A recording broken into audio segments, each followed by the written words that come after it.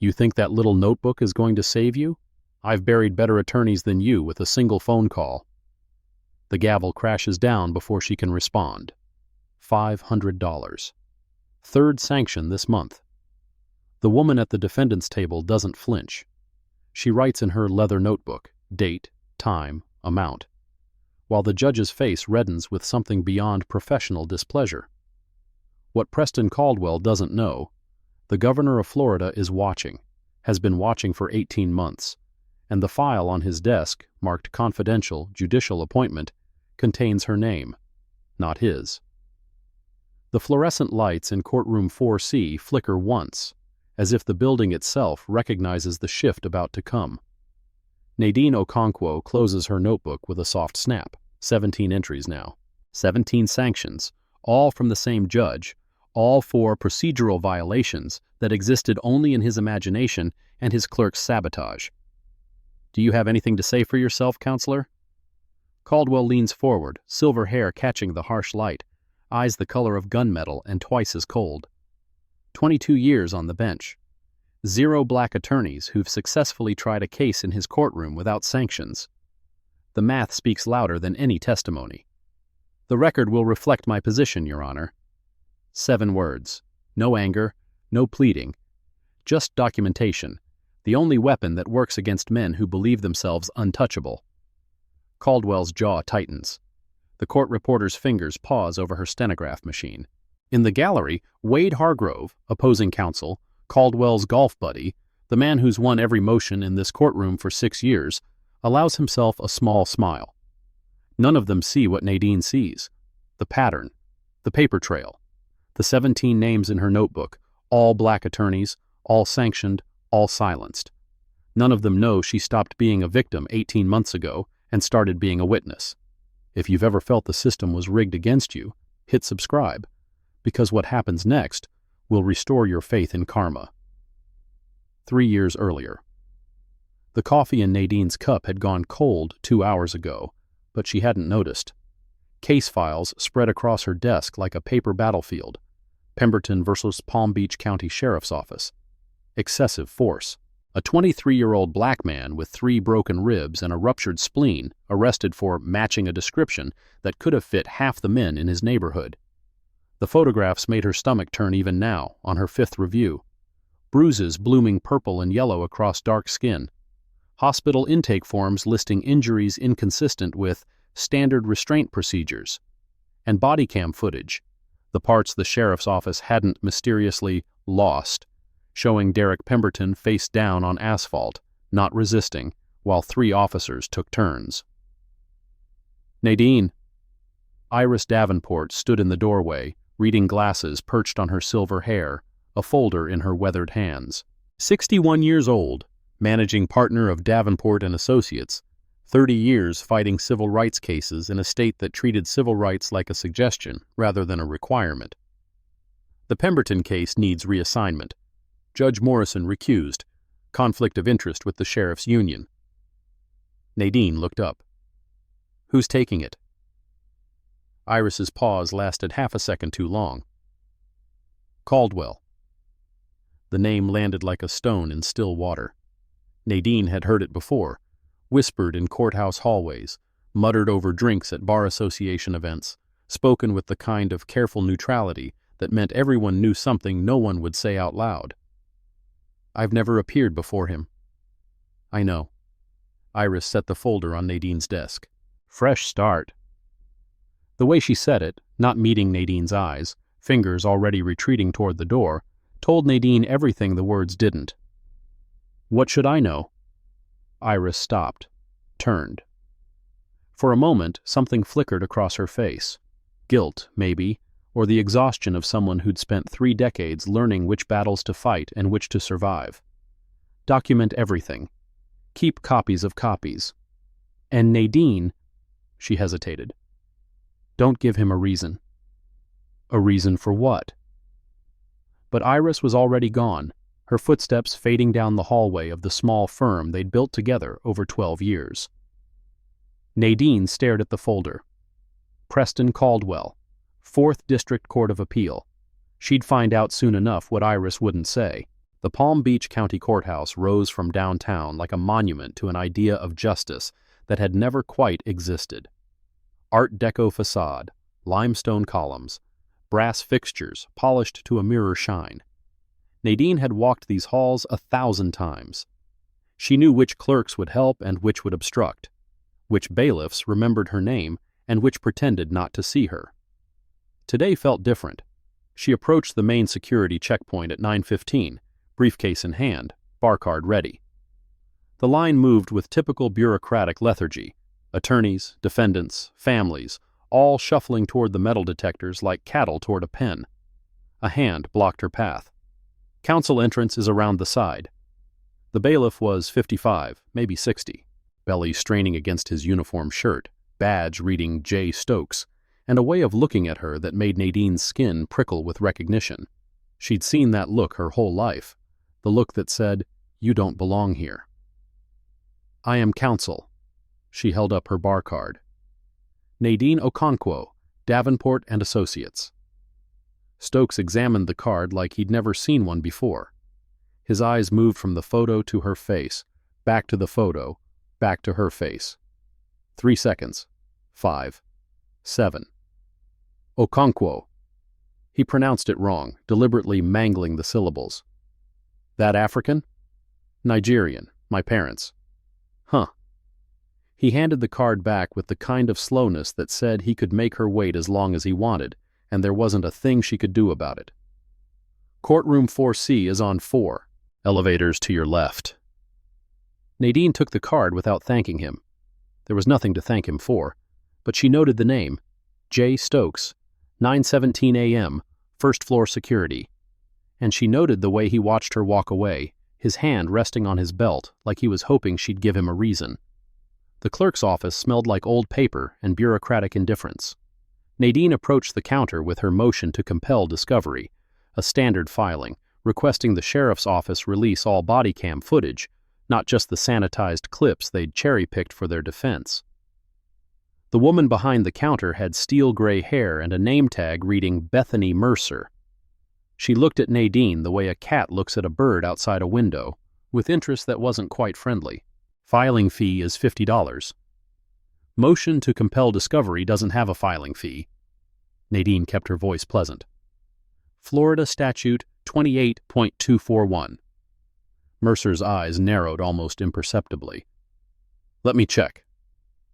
She turned to her computer, typed with 2 fingers, waited. Nadine watched her hands, watched the way she positioned herself between the screen and the counter, blocking any view of what she was actually doing. Finally, "You're right. No fee." Mercer took the motion, reached for her date stamp. But as she pressed it down, Nadine saw something that made her breath catch. Mercer's thumb covered the date window. The stamp came down, the document was marked. But what date? What time? "Can I get a receipt?" "Of course."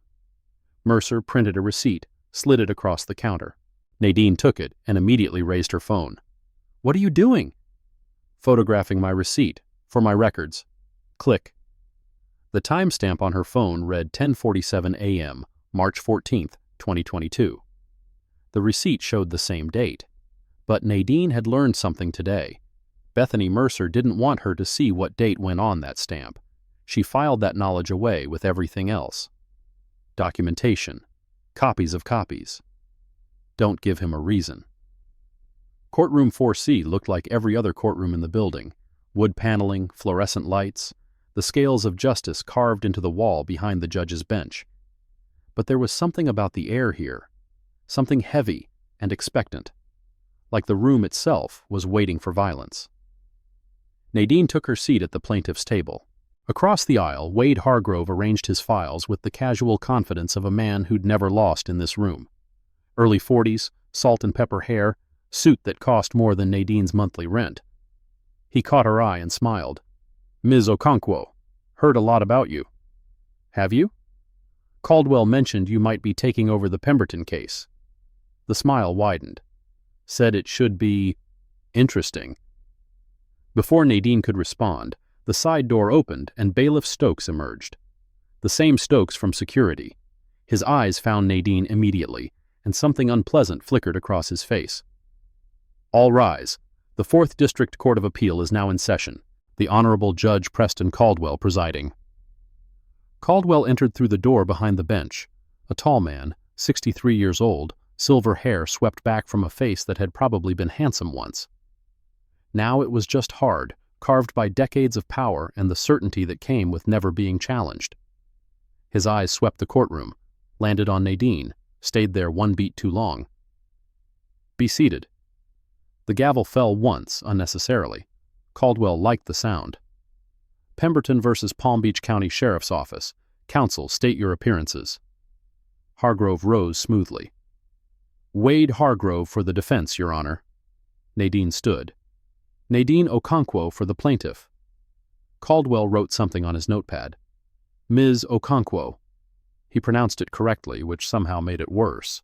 I don't see a motion to compel discovery in the court's file. The words hit like a punch.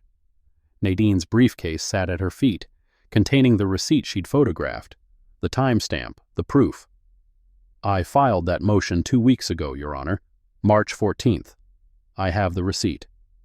The court has no record of any such filing. Caldwell's voice was flat, bored, as if her words meant nothing. Ms. Mercer? The clerk rose from her station below the bench. Same gray hair, same not quite friendly expression. I've checked twice, Your Honor. No motion to compel in the system for this case. There must be some mistake. Nadine opened her briefcase, pulled out the printed receipt. I have documentation. The court doesn't rule based on receipts, Counselor. Caldwell cut her off. If you fail to properly file your motion, that's your responsibility. Motion deemed not filed. And Ms. Okonkwo, he paused, savoring the moment. Failure to meet filing deadlines is sanctionable. $200, 30 days. The gavel fell. $200. For a filing she'd made. For a document someone had made disappear. Nadine didn't argue, didn't protest. She just opened her leather notebook and wrote, March 28, 2022. 10:23 a.m. $200. Sanction number 1. Motion lost by clerk. Judge Caldwell presiding.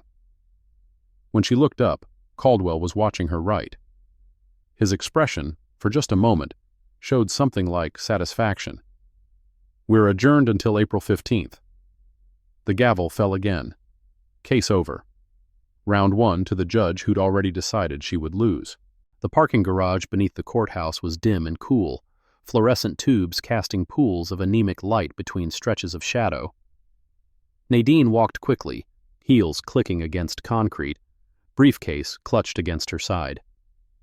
She didn't see Hargrove until he stepped out from between 2 SUVs. Tough break in there. Nadine stopped. He stood between her and her car, hands in his pockets, that same smile playing at the corners of his mouth. Mr. Hargrove. Wade, please. He stepped closer. Look, I wanted to give you some friendly advice. Attorney to attorney. I didn't ask for advice. No, but you need it. His smile faded. Caldwell doesn't forget, doesn't forgive. That little stunt with the receipt, trying to make him look bad, I was documenting a procedural irregularity. You were challenging his authority in his own courtroom. Hargrove's voice dropped. That's a mistake. A lot of attorneys have made it. None of them are practicing in the 4th District anymore. Nadine met his eyes. Is that a threat? It's a warning. From someone who's been around long enough to know how things work. He stepped aside, clearing the path to her car. Some judges you can fight. Caldwell isn't one of them. Accept the loss. Move on. Find cases in other districts. And if I don't? Hargrove shrugged. Then I'll see you in court. Again and again, until there's nothing left to see. He walked away, footsteps echoing in the concrete cavern. Nadine stood alone between the parked cars, her heart beating too fast, her hand gripping her briefcase until her knuckles ached. She opened her notebook and wrote, March 28, 2022. 5:47 p.m. Parking garage. Hargrove. Implied threat to career. Until there's nothing left to see. The sanctions accumulated like interest on a debt she never owed. April. $300 for improper margin formatting. Her margins were exactly 1 inch, as required. She had the metadata to prove it. Caldwell didn't care. May. $250 for failure to appear for status conference. The conference had been moved without notification, moved, according to the clerk's office, by system error. The notification email she never received was later found in a server archive, marked as sent, but with no delivery confirmation. June. $400 for filing frivolous motion. The motion, a standard request for witness list, was identical to motions Hargrove filed in other cases without issue. By July, Nadine had paid over $2,000 in sanctions. Her savings account drained. Her reputation in the legal community shifted from promising civil rights attorney to that woman Caldwell keeps sanctioning. The whispers followed her everywhere. At a bar association luncheon in August, she stood alone by the buffet table, watching clusters of attorneys chat and network and carefully avoid her corner of the room. Heard Caldwell's got it out for her. Must have done something to piss him off. You know how he is with certain types. Smart woman would transfer to another district. Nadine heard every word, pretended not to, wrote nothing in her notebook, not here, not in public. But she memorized the faces, the names, the ones who whispered and the ones who turned away. An older attorney approached, white-haired, expensive suit, a Yale law tie that probably cost more than her entire wardrobe. "Keep your documentation tight." He said it quietly, barely moving his lips, pretending to examine the shrimp cocktail. "You'll need it." Then he was gone, melting into the crowd before she could ask his name or what he knew or why he cared enough to warn her. Documentation. Everyone kept telling her to document, as if paper and timestamps could protect her from a man who controlled every courtroom she entered, every filing she made, every chance she had at justice for clients who had nowhere else to turn. But she documented anyway, because it was the only weapon she had. The system was designed to break people like her. Keep watching to see if it succeeds, or if she finds a way to break it first. The first physical confrontation came in October. Nadine was leaving the courthouse late, nearly 7 p.m. The hallways empty except for cleaning crews and the occasional security guard. She'd stayed to file an emergency motion in the Pemberton case, another attempt to force discovery of the body cam footage the sheriff's office kept losing. The stairwell door opened before she reached it. Bailiff Stokes stood in the doorway, blocking her path. "Working late, counselor?" "Excuse me." She tried to step around him. His hand shot out, grabbing her arm above the elbow. Hard enough to leave marks. "I said, working late? Let go of me." "Or what?" His face was inches from hers now, breath sour with coffee and something stronger. "You'll write it in your little notebook? File a complaint? Who do you think's going to believe you?" Nadine's heart hammered, but her voice stayed steady. "Badge number 3217, October 14th, 7:03 p.m. Stairwell B, 4th floor. You're currently committing assault. I'm documenting." His grip tightened. Pain shot up her arm. "You think you're smart. Think you're better than everyone else because you went to some fancy law school." He pulled her closer. "Let me tell you something about how things work around here. Caldwell says jump, we ask how high. And right now, he wants you gone. Then he should do it himself instead of sending his errand boy." The slap came fast. His palm connected with her cheek, snapping her head sideways. She tasted copper where her teeth cut the inside of her mouth. Her vision blurred, steadied. The briefcase fell from her grip, papers scattering across the floor. Stokes leaned in close. "That's a warning. Next time, you won't see it coming." He released her arm and walked away, footsteps echoing down the empty hallway. Nadine stood alone in the stairwell doorway, cheek burning, arm throbbing, papers at her feet. She didn't cry, didn't scream. She picked up her briefcase, gathered her documents, and pulled out her phone. 3 photographs. Her arm, already showing finger-shaped bruises. The stairwell door with its floor marker visible. Her own face, cheek red and swelling. Then she opened her notebook and wrote, October 14, 2022. 7:03 p.m. Stokes. Physical assault. Slap. Bruising on left arm. Verbal threat. Caldwell wants you gone. Her hand shook. But the words were clear. She reported the assault to courthouse security. The officer taking her statement, young, nervous, clearly uncomfortable, wrote down everything with the careful detachment of someone who knew nothing would come of it. "We'll investigate, ma'am." "The cameras. There are cameras in that hallway, in the stairwell." "We'll check on that." They checked. The footage from that evening, specifically from 7 p.m. to 7:30 p.m., was missing. "System malfunction," the security office explained a week later. "Server error. Very unfortunate." Stokes denied everything. Claimed he'd been on the first floor at 7 p.m. A supervisor, Webb, according to the nameplate, confirmed the alibi. Case closed. No further action. Nadine filed a complaint with the Florida Department of Law Enforcement. They forwarded it to Internal Affairs. Internal Affairs forwarded it back to courthouse security. The circle completed itself, as circles always did when the accused wore a badge. Her arm healed, the bruises faded, but she kept the photographs, kept the documentation, kept writing in her notebook, page after page after page. The bar complaint arrived in August 2023. Nadine was eating lunch at her desk, same office, same window overlooking a parking lot, when the email notification appeared. Florida Bar. Subject: Notice of complaint filed. She read it 3 times. Complainant: The Honorable Preston Caldwell, 4th District Court of Appeal. Allegation: Unprofessional conduct in violation of Florida Bar, Rule 4 to 8.4d.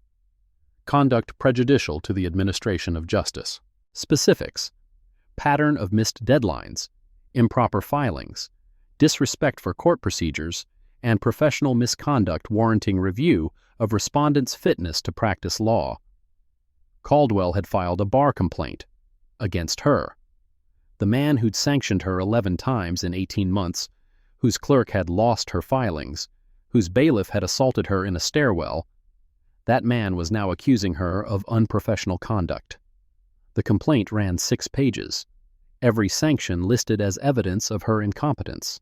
Every missed deadline documented as proof of her disorganization. Every motion denied framed as evidence that she filed frivolous pleadings. It was, Nadine realized, a masterpiece of institutional gaslighting. Her attempts to seek justice rewritten as evidence of her unfitness to practice law. She closed the email, closed her eyes, breathed. Then she opened a new document and began writing her response. 47 pages. Every sanction addressed with receipts, timestamps, and metadata. Every missed filing documented with clerk's office records she'd obtained through public information requests. Every frivolous motion compared to identical motions filed by other attorneys, white attorneys, that had been granted without comment. The bar investigation would take 14 months. 14 months of career limbo, of clients asking questions, of colleagues avoiding her, of Iris Davenport suggesting, gently at first, then less gently, that perhaps she should consider other opportunities. 14 months of documenting, of waiting, of wondering if this would be the thing that finally destroyed her. But she wasn't alone in wondering. In a glass-walled office in Tallahassee, 400 miles north, a different kind of file was being assembled. A file marked confidential. A file with a name that wasn't Preston Caldwell's at the top. The governor's chief of staff had been watching the 4th District for months. Statistical anomalies, sanction patterns, demographic data that painted a picture too clear to ignore. 17 black attorneys sanctioned in 6 years, she said to the governor during their weekly briefing. 0 white attorneys. Statistical probability of that occurring randomly, 0.01%. The governor, first term, ambitious, already thinking about the Senate race 2 years out, studied the numbers. And this attorney, Okonkwo? Still practicing. Barely. Caldwell filed a bar complaint to finish her off, but our sources say it's going to be dismissed. Insufficient evidence. Because there is no evidence. Because she documented everything. Receipts, timestamps, metadata. The woman's been building a case without even knowing it. The governor was quiet for a long moment. The 4th District Appellate seat. Caldwell's been blocking our judicial reform candidates for years. He has. What if we don't just block him back? What if we go around him entirely? The Chief of Staff smiled. I was hoping you'd say that. Nadine didn't know about Tallahassee. Didn't know about the files being compiled, the statistical analyses being run, the conversations happening in corridors of power she'd never walked. She knew only this. October 2024. Letter from the Florida Bar. Case dismissed. Insufficient evidence. She read it in her apartment, alone, at 11 p.m., with a glass of wine she'd earned and a notebook full of evidence she might never use. Case dismissed. 20 months of accusations, of professional limbo, of whispered speculation, all ending with 3 words and no apology. No acknowledgement that the complaint was frivolous, no censure of the complainant, no consequences for the man who'd tried to destroy her career with paperwork and accusations. Just insufficient evidence. Case dismissed. She poured herself another glass and stared at the wall. The Pemberton case was still pending. Caldwell was still on the bench. Stokes was still patrolling the courthouse. Mercer was still losing filings. Nothing had changed. Everything had changed. She just didn't know it yet. December 2024. The email arrived at 6:14 a.m., before Nadine had finished her first cup of coffee. Unknown sender. Justice Watcher 2024. Subject line, You're not alone. She almost deleted it. Spam. Phishing. Someone selling something. But the attachment stopped her. Caldwell Sanctions 2018 to 2024. XLSX. She opened it. The spreadsheet was immaculate. Years of data, compiled from public court records, cross-referenced with Florida bar registrations.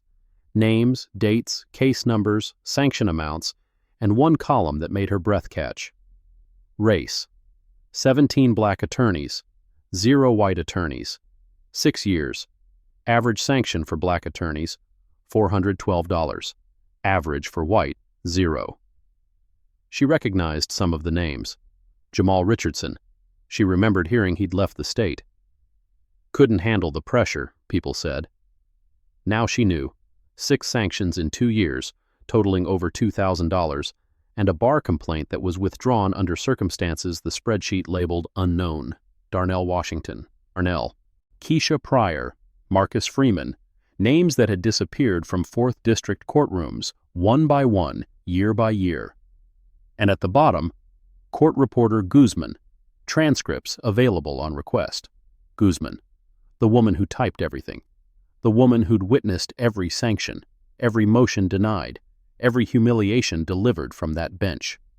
Nadine forwarded the email to an encrypted address she'd set up months ago, made 3 backup copies, and wrote in her notebook.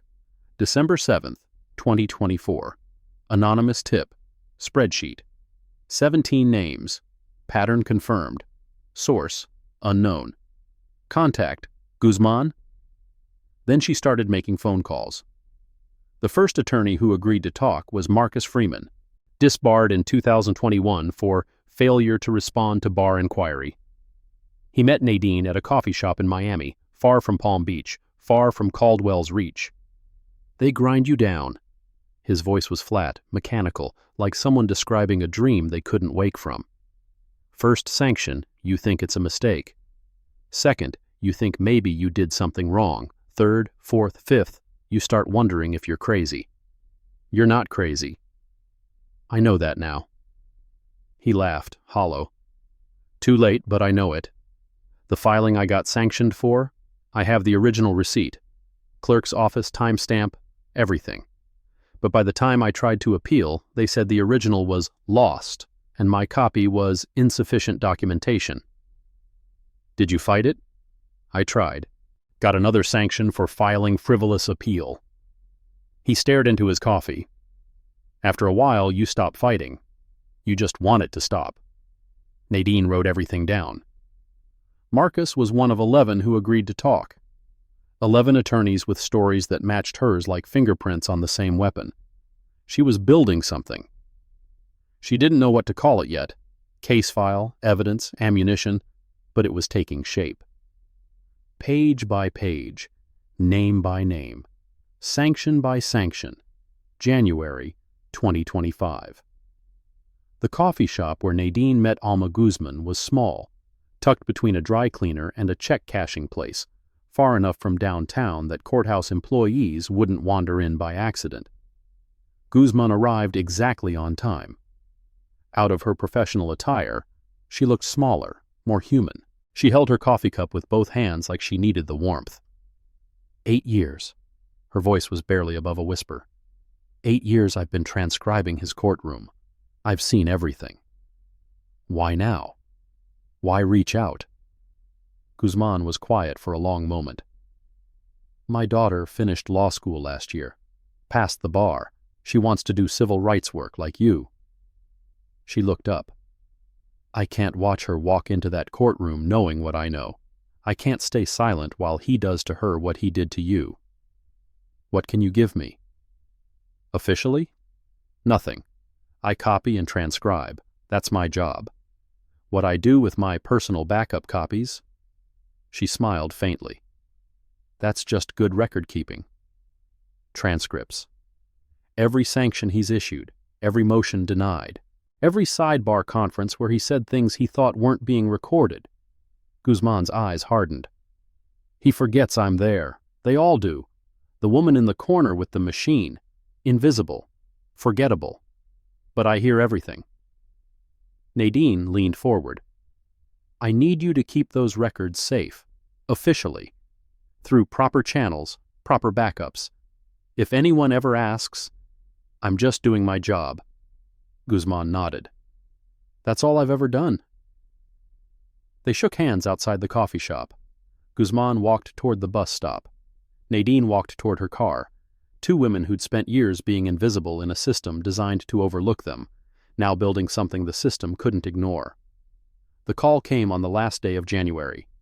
7 a.m. area code 850, Tallahassee. Nadine let it ring once, twice, 3 times before answering. Miss Okonkwo, this is Governor's office. The governor would like to meet with you regarding a judicial position. The words didn't process. Couldn't process.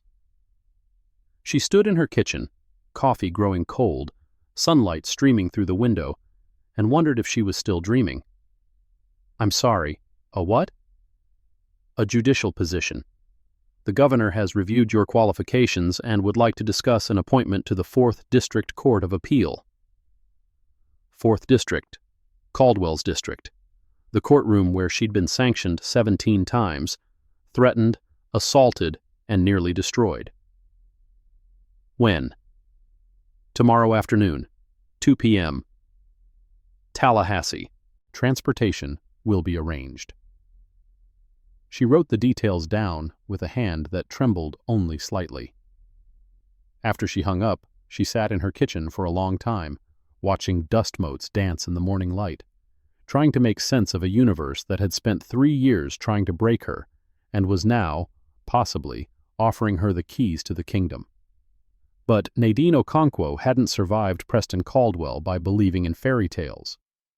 She opened her notebook and wrote, January 31st, 2025. Call from Governor's Office. Judicial Appointment Meeting. 4th District. Verify independently before proceeding. Then she started making phone calls. Everything she documented, everything she survived, led to this moment. But the real twist is still coming. Stay until the end to see who ends up on whose bench. The governor's office was smaller than Nadine expected. She'd imagined something grand, oil paintings, mahogany furniture, the trappings of power that powerful people surrounded themselves with. Instead, she found a functional space, clean lines, modern furniture, a window overlooking the Capitol grounds. The chief of staff was a woman in her 50s, gray suit, minimal jewelry, the kind of face that gave nothing away. Ms. Okonkwo, thank you for coming. They shook hands. Nadine took the offered seat. I'm sure you have questions. Several. The chief of staff smiled. Let me answer the first one. This is real. The governor has identified you as a candidate for Chief Judge of the 4th District Court of Appeal. Chief Judge. Not just a seat on the bench. The seat. The one that presided over all the others. The one that would make her Preston Caldwell's superior. Yes. Nadine let that sink in. The man who'd tried to destroy her career. The man who'd sanctioned her 17 times. The man whose bailiff had slapped her in a stairwell. She would be his boss. Why me? The chief of staff opened a folder, thick, dog-eared, clearly well-reviewed. You documented everything. Receipts, timestamps, metadata. You built a case without knowing you were building it. She slid a paper across the desk. 17 black attorneys sanctioned in 6 years. Statistical anomaly that caught our attention 18 months ago. You're not the victim, Ms. Okonkwo. You're the witness. The only one who kept records that could survive legal scrutiny. You've been watching me. We've been watching Caldwell. You happen to be in his crosshairs.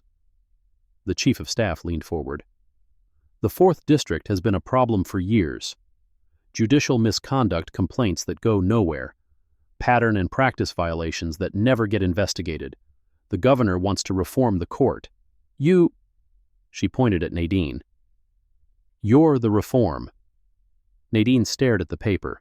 Statistical analysis, pattern evidence, everything she'd compiled in her notebook reflected back at her in official language.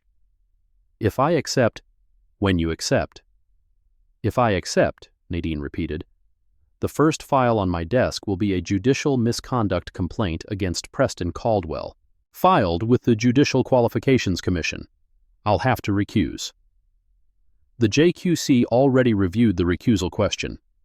28 U.S.C. Section 455 allows a judge to preside over proceedings when they were the victim of the conduct being investigated. The purpose is accountability, not protection for the accused. That's legal? Yes. Unusual? Certainly. The chief of staff smiled. Poetic? We like to think so. Nadine looked at the folder, looked at the window, looked at her hands, still bearing faint scars from that night in the stairwell when a bailiff taught her exactly how much the system valued her safety. 3 years, 17 sanctions, 1 assault, 1 bar complaint, countless humiliations, large and small. And now, I have conditions. Name them. The appointment ceremony took place in the Florida Supreme Court chamber 3 weeks later. Nadine stood before the Chief Justice in judicial robes that felt heavier than any garment she'd ever worn. The weight wasn't physical, it was historical, institutional, the accumulated expectation of everyone who'd worn these robes before her and everyone who would watch her wear them now. The gallery was full. Iris Davenport, looking shell-shocked. Other attorneys from Davenport and Associates. The 11 attorneys she'd interviewed, Freeman and the others, all seated in a row, all watching with expressions she couldn't quite read. And in the back, almost hidden, Alma Guzman holding her daughter's hand. By the authority vested in me by the Constitution of Florida, I hereby administer the oath of office to Nadine Okonkwo as Chief Judge of the 4th District Court of Appeal. The words echoed in the marble chamber. Do you solemnly swear to support the Constitution of the United States and the Constitution of the State of Florida, and to faithfully discharge the duties of the office of Chief Judge? I do. Then by the power vested in me, I declare you installed as Chief Judge. May you serve with wisdom, integrity, and justice. Applause filled the chamber. Nadine shook hands, accepted congratulations, smiled for photographs. But her eyes kept drifting to the door, searching for faces that weren't there. Preston Caldwell hadn't come. Neither had Wade Hargrove, neither had Jerome Stokes, but they would learn soon enough. The whole 4th District would learn. The woman they'd tried to destroy was now wearing the robes. Her first morning as Chief Judge, Nadine arrived at 6 a.m. The office was larger than she expected. Corner suite, mahogany desk, windows overlooking the downtown skyline. Someone had placed fresh flowers on the credenza. Someone else had stacked files on her desk in neat towers, each flagged with colored tabs indicating priority. She ignored the flowers, ignored the view, walked straight to the desk and picked up the file on top. Red tab. Highest priority. Cover page. In the matter of the Honorable Preston Caldwell. Judicial Qualifications Commission. Hearing scheduled, March 15th, 2025. March 15th. Exactly 3 years to the day from when her motion to compel had disappeared from the clerk's office. She opened the file. The complaint was thorough. Statistical analysis of sanction patterns. Affidavits from 11 attorneys. Transcripts highlighted and annotated. Emails between Caldwell and courthouse staff, obtained through public records requests. And a section she hadn't seen before. Security footage from March 14, 2022. The footage she'd been told was lost. Recovered, according to the technical report, from a backup server that courthouse IT had forgotten existed. The footage showed Bethany Mercer receiving a filing from a woman who was unmistakably Nadine, and then placing that filing in a drawer instead of the processing bin.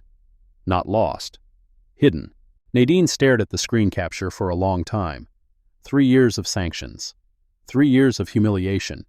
3 years of everyone telling her she must have done something wrong. And here was the proof that she hadn't. That she never had. She closed the file and wrote in her notebook. The same leather notebook, now on its 6th volume. March 1st, 2025. First day as Chief Judge. Caldwell file received. Hearing in 2 weeks. Justice, maybe, finally arriving. The door opened. Her clerk, new, young, nervous, poked her head in. Chief Judge, Judge Caldwell is here. He says he needs to speak with you, urgently. Nadine looked up from her notebook, smiled. Send him in. Preston Caldwell looked older than she remembered. 3 years had carved deeper lines into his face, silvered more of his hair, added a slight stoop to shoulders that had once radiated authority. He stood in her doorway, and for the first time since she'd known him, he looked uncertain. Chief Judge? Judge Caldwell. She gestured to the chair across from her desk. Please, sit. He sat. His eyes moved around the office, her office, cataloging the changes, the flowers, the files on the desk. When his gaze landed on the red-tabbed folder, something flickered across his face. I assume you know why I'm here. I assume you're going to tell me. The JQC complaint. He leaned forward. It's politically motivated. The governor has had it out for the 4th District for years. This is... Judge Caldwell. Nadine's voice was quiet but carried an edge that stopped him mid-sentence. Let me be clear about something. We are not colleagues discussing judicial philosophy. We are not equals debating procedure. You are a respondent in a misconduct investigation. I am the Chief Judge who will preside over your hearing.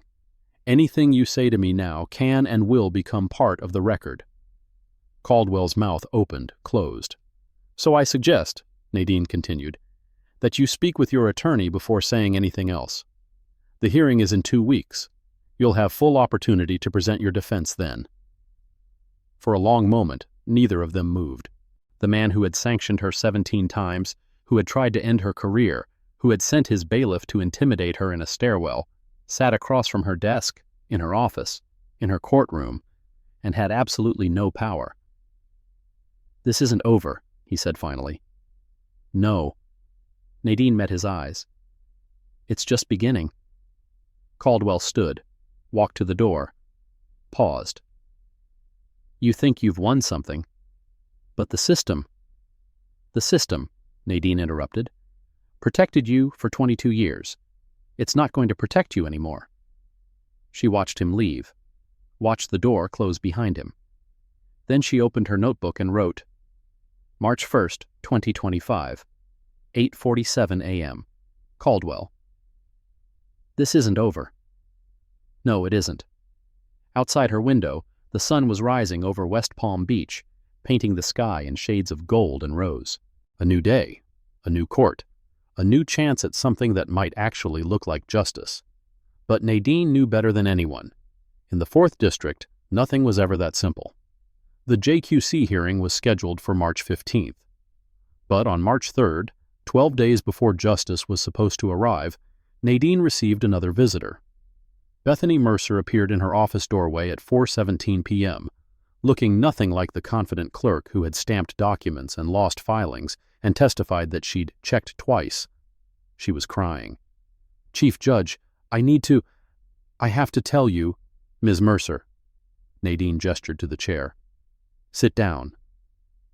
Mercer sat, her hands twisted in her lap, fingers interlacing and separating, like she was trying to solve a puzzle only she could see. "I did it." The words tumbled out. "The filings. Your filings. He told me to. Caldwell. Said it was standard procedure for certain attorneys, that everyone did it, that it wasn't really—" "Ms. Mercer." Nadine held up a hand. "I need you to stop. Right now." The clerk's eyes widened. "But I want to—" "What you want is to confess. And what I need to tell you is that anything you say to me becomes part of the official record. You need an attorney. You need representation before you say another word." "I don't care about—" "I care." Nadine's voice softened. "I spent 3 years being ground down by a system that didn't care whether I had representation or documentation or rights. I'm not going to do the same thing to you, even if you deserve it." Mercer stared at her, tears still streaming. "You're not going to—" "I'm going to give you the courtesy you never gave me. Get a lawyer. Prepare a statement. If you want to cooperate with the investigation, do it properly, through proper channels, with proper protection." Nadine stood, walked to the door, opened it. "Now please leave my office." Mercer stood slowly, wiping her eyes with the back of her hand. "I'm sorry." The words were barely audible. "For what it's worth, I'm sorry." Nadine watched her walk down the hallway, shoulders shaking with sobs. Then she closed the door, sat at her desk and wrote, "March 3rd, 2025. Mercer. Attempted confession. Referred to counsel. Not like them. Never like them. March 10th. 5 days before the hearing." Nadine was reviewing evidence in her office when her clerk knocked. "Chief Judge, there's a situation." "What kind of situation?" "Bailiff Stokes. He's been escorted from the building. Security says—" The clerk hesitated. "They say he was found in the evidence room, trying to access the Caldwell files." Nadine was on her feet before the clerk finished speaking. The evidence room was a disaster. File boxes overturned, papers scattered across the floor, a filing cabinet with its lock visibly pried open.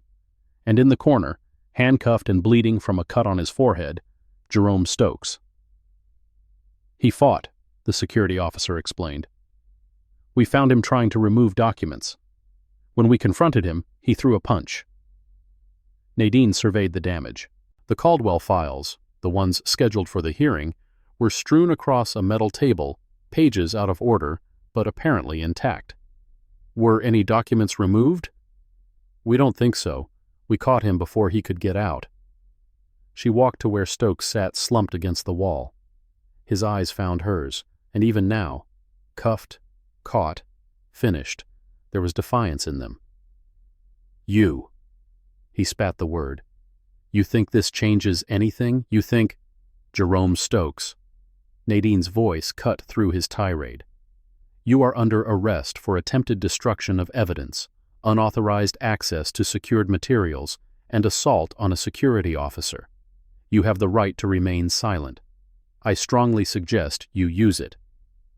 She turned away before he could respond, walked out of the evidence room, walked to her office, sat at her desk with hands that trembled only slightly. Not like them, never like them. But sometimes, justice required putting people in handcuffs. The hearing convened on March 15th at 9 a.m. sharp, JQC Hearing Room, Tallahassee.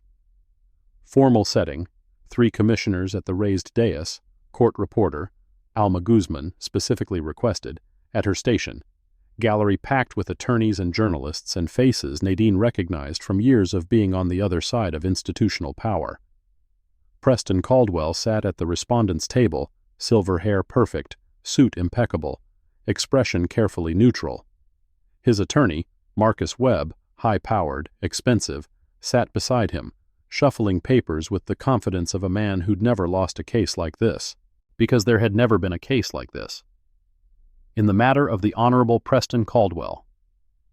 The lead commissioner, a woman in her 60s, no-nonsense demeanor, opened proceedings. This hearing will determine whether sufficient evidence exists to support allegations of judicial misconduct.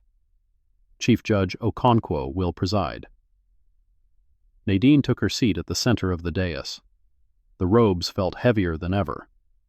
She looked at Caldwell, 22 years on the bench, hundreds of cases, countless attorneys crushed under the weight of his authority, and saw something she'd never seen before.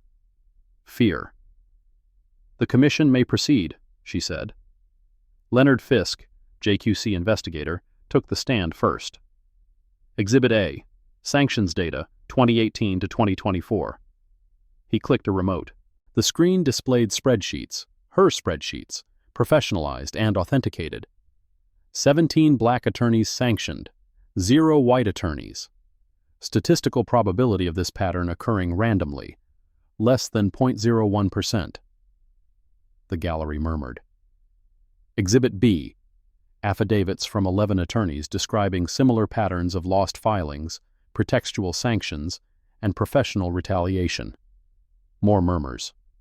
Exhibit C, court reporter transcripts demonstrating disparate treatment in oral rulings. Caldwell's attorney rose. Objection. These transcripts are incomplete and taken out of context. The transcripts, Fisk continued, were authenticated by court reporter Alma Guzman, who has served in Judge Caldwell's courtroom for 8 years. Every word is documented. Every sidebar recorded. Nadine watched Caldwell's face as transcript after transcript was read into the record. His expression didn't change, but his hands gripped the edge of the table so hard his knuckles went white. The security footage came next. March 14, 2022. 10:47 a.m., clerk's office. On screen, a woman, unmistakably Nadine, handed documents to a clerk behind the counter. The clerk, unmistakably Bethany Mercer, took the documents, stamped them, and then, "Stop playback," Webb shouted. "This footage is..." "Authenticated by IT specialist Raymond Torres," Fisk said calmly. "Recovered from backup servers on January 8, 2025. Chain of custody documented per JQC Evidence Protocol 7.3. The footage continued. Mercer took the stamped documents and placed them in a drawer, not the processing bin, not the filing system, a drawer. The filing Ms. Okonkwo submitted that day, Fisk said, was never entered into the court system. Judge Caldwell subsequently sanctioned her $200 for failure to file. The gallery erupted. The lead commissioner banged her gavel. "Order. We will have order." Nadine sat perfectly still. She'd seen the footage before, knew what it showed. But watching it in this room, with Caldwell's face gray and Mercer absent, medical leave, her attorney claimed, with the truth finally visible on a screen for everyone to see, something loosened in her chest, something she'd carried for 3 years. Caldwell's defense was what she expected: deny, deflect, minimize. These sanctions were issued pursuant to legitimate procedural concerns, Webb argued. Judge Caldwell applied the same standards to all attorneys who appeared before him. "Then explain," the lead commissioner asked, "why no white attorneys received sanctions for comparable procedural issues." "Coincidence. Small sample size. The statistics are being manipulated to..." "Manipulated how? These are public court records." Webb had no answer. The hearing continued for 6 hours. Witness after witness, document after document, the architecture of 22 years of bias, laid bare in a room full of people who could no longer pretend not to see it. Finally, at 4:37 p.m., the commissioners retired to deliberate. They returned in 43 minutes. The Judicial Qualifications Commission finds sufficient evidence to support allegations of discriminatory conduct, abuse of judicial discretion, and conduct unbecoming a member of the judiciary. The lead commissioner's voice was steady, formal, final. We recommend that Judge Preston Caldwell be suspended without pay, effective immediately, pending further investigation and formal charges. This matter will be referred to the Florida Supreme Court for final determination. Caldwell didn't move, didn't speak, just sat there, staring at nothing, as 22 years of power evaporated in 43 minutes. Webb was already on his feet, talking about appeals, about procedural challenges, about fighting this politically motivated persecution. But his words seemed to come from very far away. Nadine watched Caldwell rise slowly, mechanically, like a man moving through water. His eyes found hers across the room. No words, no threats, just recognition, the understanding that the woman he'd tried to destroy was now wearing the robes he'd thought were his birthright. Then he turned and walked out, and the door closed behind him, and it was over. Except it wasn't. 2 weeks later, Nadine received an email from an address she didn't recognize. Subject line empty. Body containing only one sentence. Caldwell wasn't acting alone. Attachment: 3 emails, sender redacted, recipient: Caldwell, Preston. Subject lines: Re Okonkwo situation. Re new attorney, handle with discretion. Re backup plan if sanctions fail. The bodies were partially redacted, but enough remained to make clear. Caldwell had been coordinating with someone with enough power to warrant careful language, careful planning, careful concealment. Someone whose name was blocked out with thick black bars. Nadine stared at the screen for a long time. Then she opened her notebook, 7th volume now, leather cover worn smooth from years of handling, and wrote, April 1st, 2025. Anonymous tip. Caldwell had help. Sender: unknown.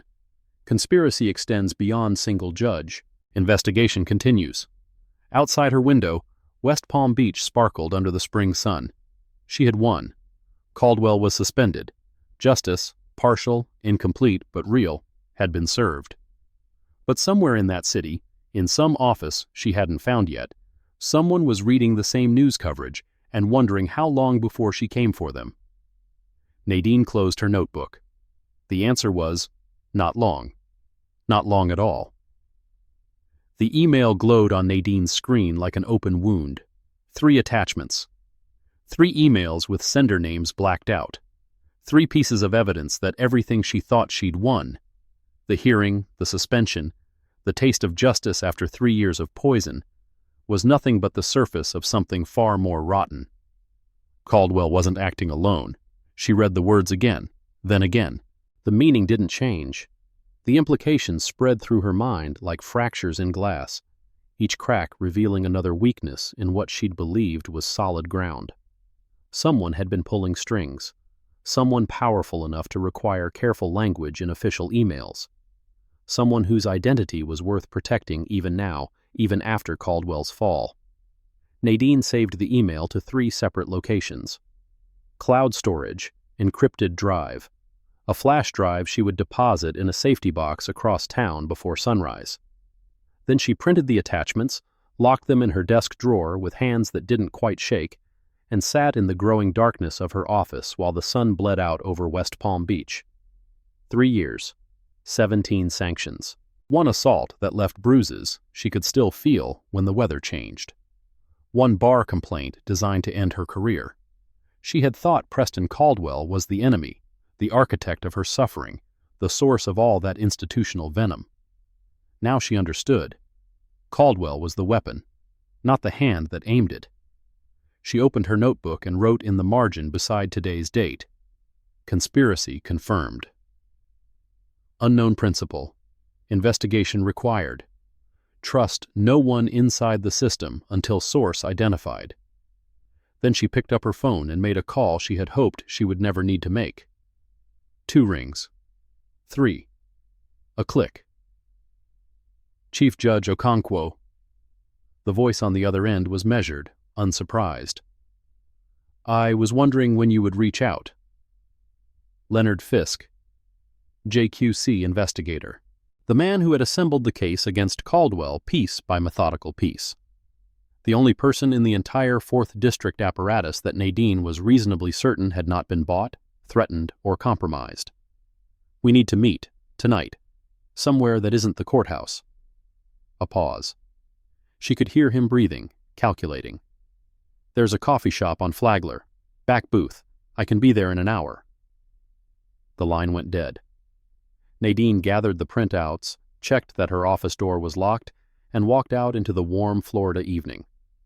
Somewhere in this city, someone was wondering whether she had found the emails, whether she had started asking questions, whether she would be smart enough to stop.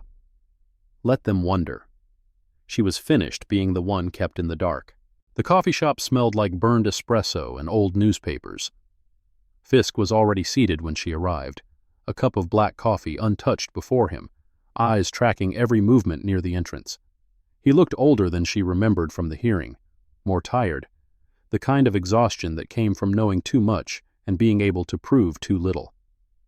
Nadine slid into the seat across from him and placed the printouts on the scarred wooden table. "Where did these come from?" "Anonymous email. Same pattern as the spreadsheet I received before the hearing." Fisk picked up the first page, tilting it toward the weak overhead light. His face revealed nothing, but his fingers tightened almost imperceptibly around the paper. "You recognize something." "The email headers. The formatting structure. This came from inside the court system. Someone with administrative server access sent these." "Mercer?" "Mercer is on indefinite medical leave and surrounded by lawyers trying to negotiate a plea deal. She's not sending anonymous tips to anyone. She's trying to save herself." Fisk set the page down and tapped the redacted sender field. "This is someone else. Someone who has been watching much longer than any of us realized." Nadine studied his expression. "You know who it is." "I have suspicions, but suspicions are not evidence." He leaned back, the vinyl seat creaking beneath him. "And if my suspicions are correct, we're going to need mountains more than 3 redacted emails to bring this down." "Then tell me who you suspect." The silence stretched. Background jazz played from speakers mounted in the ceiling. A couple argued quietly near the window, normal life continuing while something decidedly abnormal took shape in the back booth. "The 4th District doesn't exist in isolation," Fisk said finally. "Caldwell had power, yes, but he was never the most powerful person in the building. There's a reason he survived 22 years of complaints, 22 years of patterns that anyone with eyes could see. Someone was protecting him. Someone was making problems disappear." "Who?" "That's the question." Fisk pulled out his phone, scrolled through something. "I've been investigating judicial misconduct for 15 years. In that time, I've opened files on 37 judges in the 4th District. 34 of those investigations were shut down before they ever reached a hearing. Closed for insufficient evidence or procedural concerns or any of a dozen other bureaucratic phrases that mean the same thing." He turned the phone so she could see the screen. "Want to guess whose signature appears on every single closure?" The name hit her like cold water. "Harrison Whitmore. Chief Administrative Judge, 11 years in the position. Controls case assignments, budget allocations, personnel decisions, and, most importantly, the internal routing of misconduct complaints. Every accusation that comes through this district crosses his desk before it reaches the JQC. He decides what gets forwarded and what gets filed away in a cabinet no one ever opens. Filed away meaning destroyed, meaning disappeared. Just like your motion disappeared 3 years ago. Just like the security footage from the stairwell disappeared. Just like everything inconvenient in the 4th District seems to evaporate when it threatens the wrong people." Nadine stared at the printouts, the redacted sender field, the careful language, the evidence of coordination that stopped just short of naming names. "Someone inside Whitmore's operation is leaking these. That's my read." "Why now? Why risk it?" Fisk shrugged. "Conscience? Self-preservation? The understanding that when ships start taking on water, it's better to be the one handing out life jackets than the one chained to the anchor. He stood, dropping a crumpled bill on the table beside his untouched coffee. I'll keep pulling threads from my end. You keep documenting from yours. And Nadine. She looked up at the use of her first name. Watch your back. Harrison Whitmore has survived 11 years by knowing exactly when someone becomes a liability and exactly how to cut them loose. Right now, Preston Caldwell is his biggest problem. If Whitmore decides you're the second biggest, then what? Fisk's smile held no warmth. Then I hope your documentation is as thorough as everyone says it is. He walked out into the night. Nadine sat alone with her printouts and her cold coffee, and the growing certainty that pulling this thread might unravel everything, including herself. The conspiracy runs deeper than anyone imagined. Stay with this story to see how far it goes, and who falls when the truth finally comes out. The investigation into Harrison Whitmore began at 5:30 the next morning. Nadine arrived at her office before the cleaning crew finished their rounds, pulled the Caldwell case files from their secured cabinet, and began reading with fresh eyes. Not looking for evidence against Caldwell anymore. That chapter was closed. Now she was looking for connections, patterns, the invisible architecture that held corruption in place. The first thread revealed itself within 2 hours. Caldwell's case assignments over the previous 6 years showed a clear design.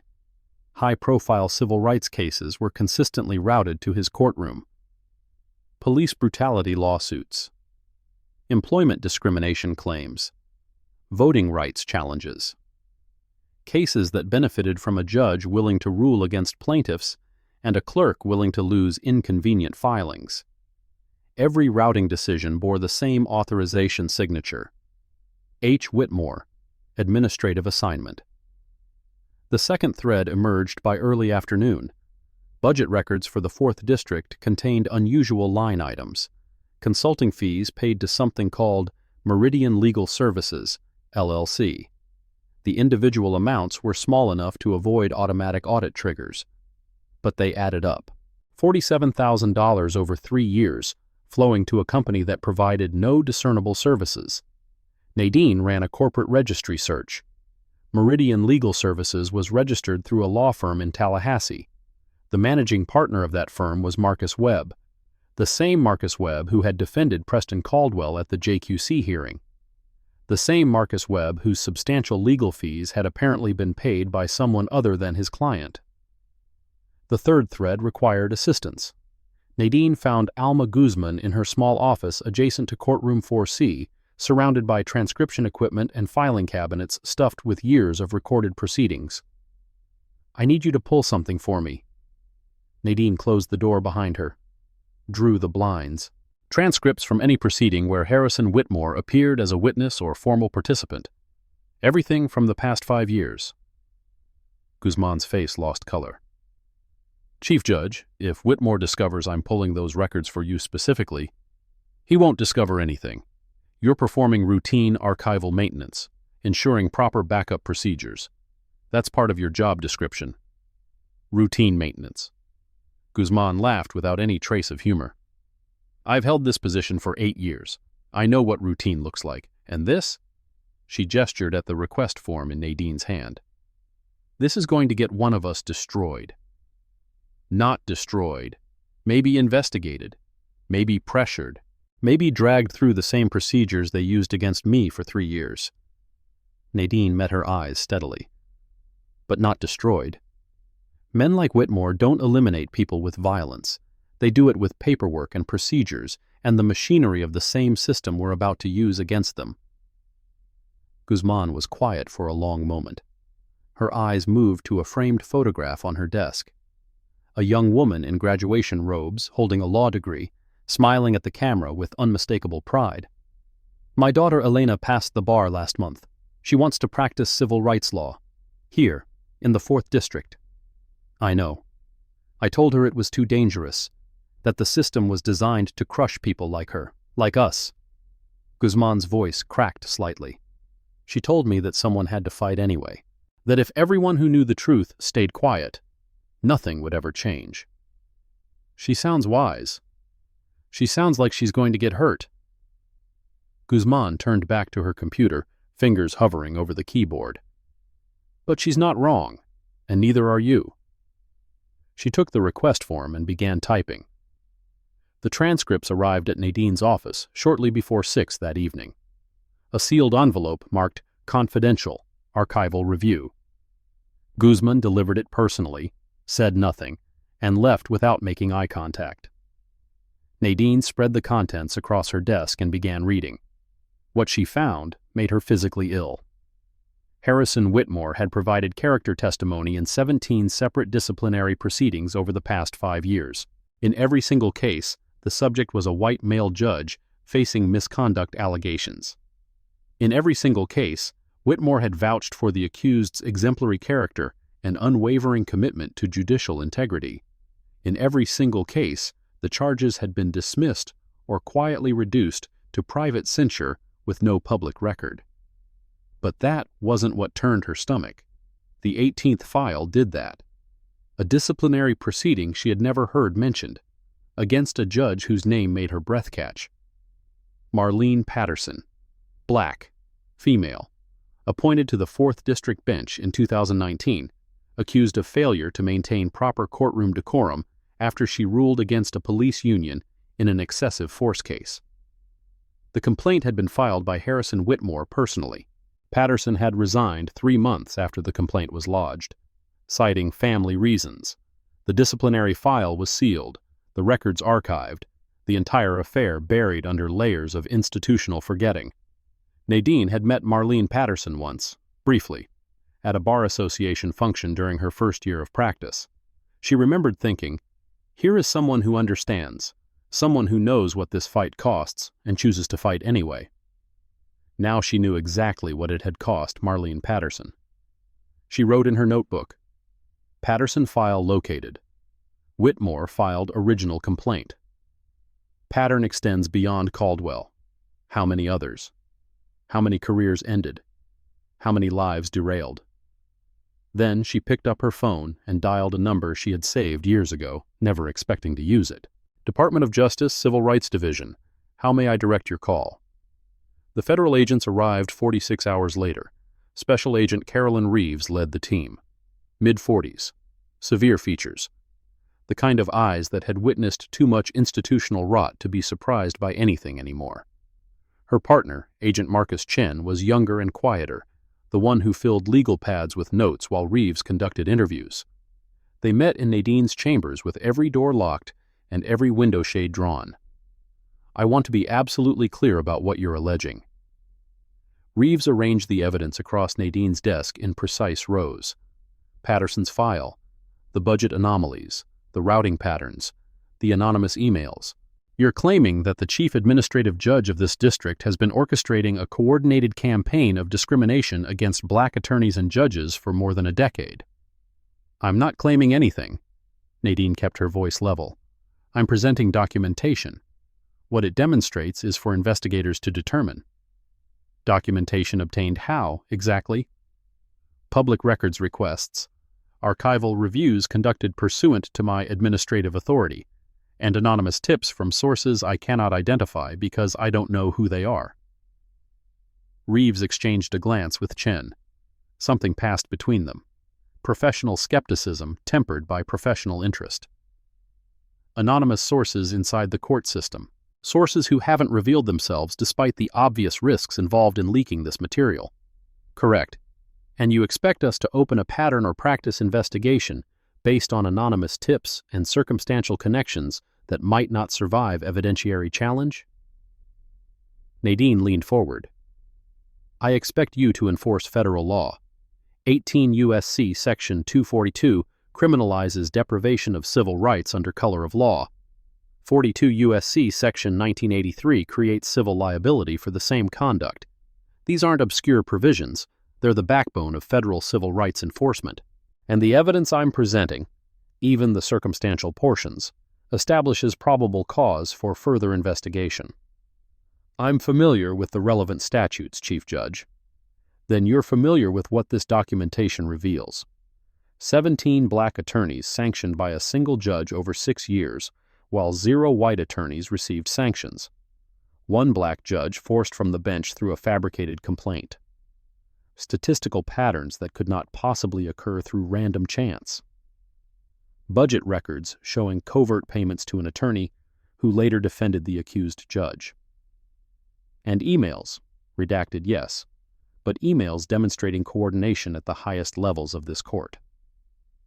Reeves studied her for a long moment. Then she gathered the documents into a neat stack and stood.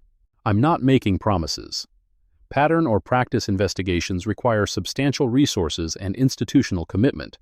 They take months, sometimes years, and they require cooperation from local officials who frequently have every incentive not to cooperate. I'm the chief judge of this district. I will cooperate fully.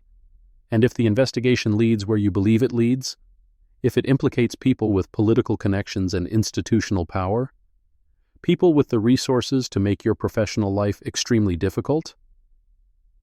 Nadine thought about Jerome Stokes in the stairwell, the impact of his palm against her cheek, the way the bruises had faded while the memory remained vivid.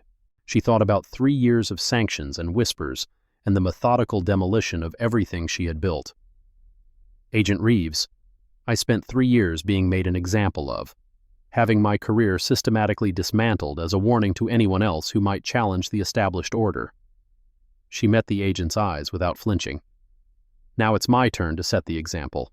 Whatever this investigation requires from me, I'm prepared to provide. Reeves nodded slowly. Something shifted in her expression. Not quite respect, closer to recognition. Then we'll be in contact soon.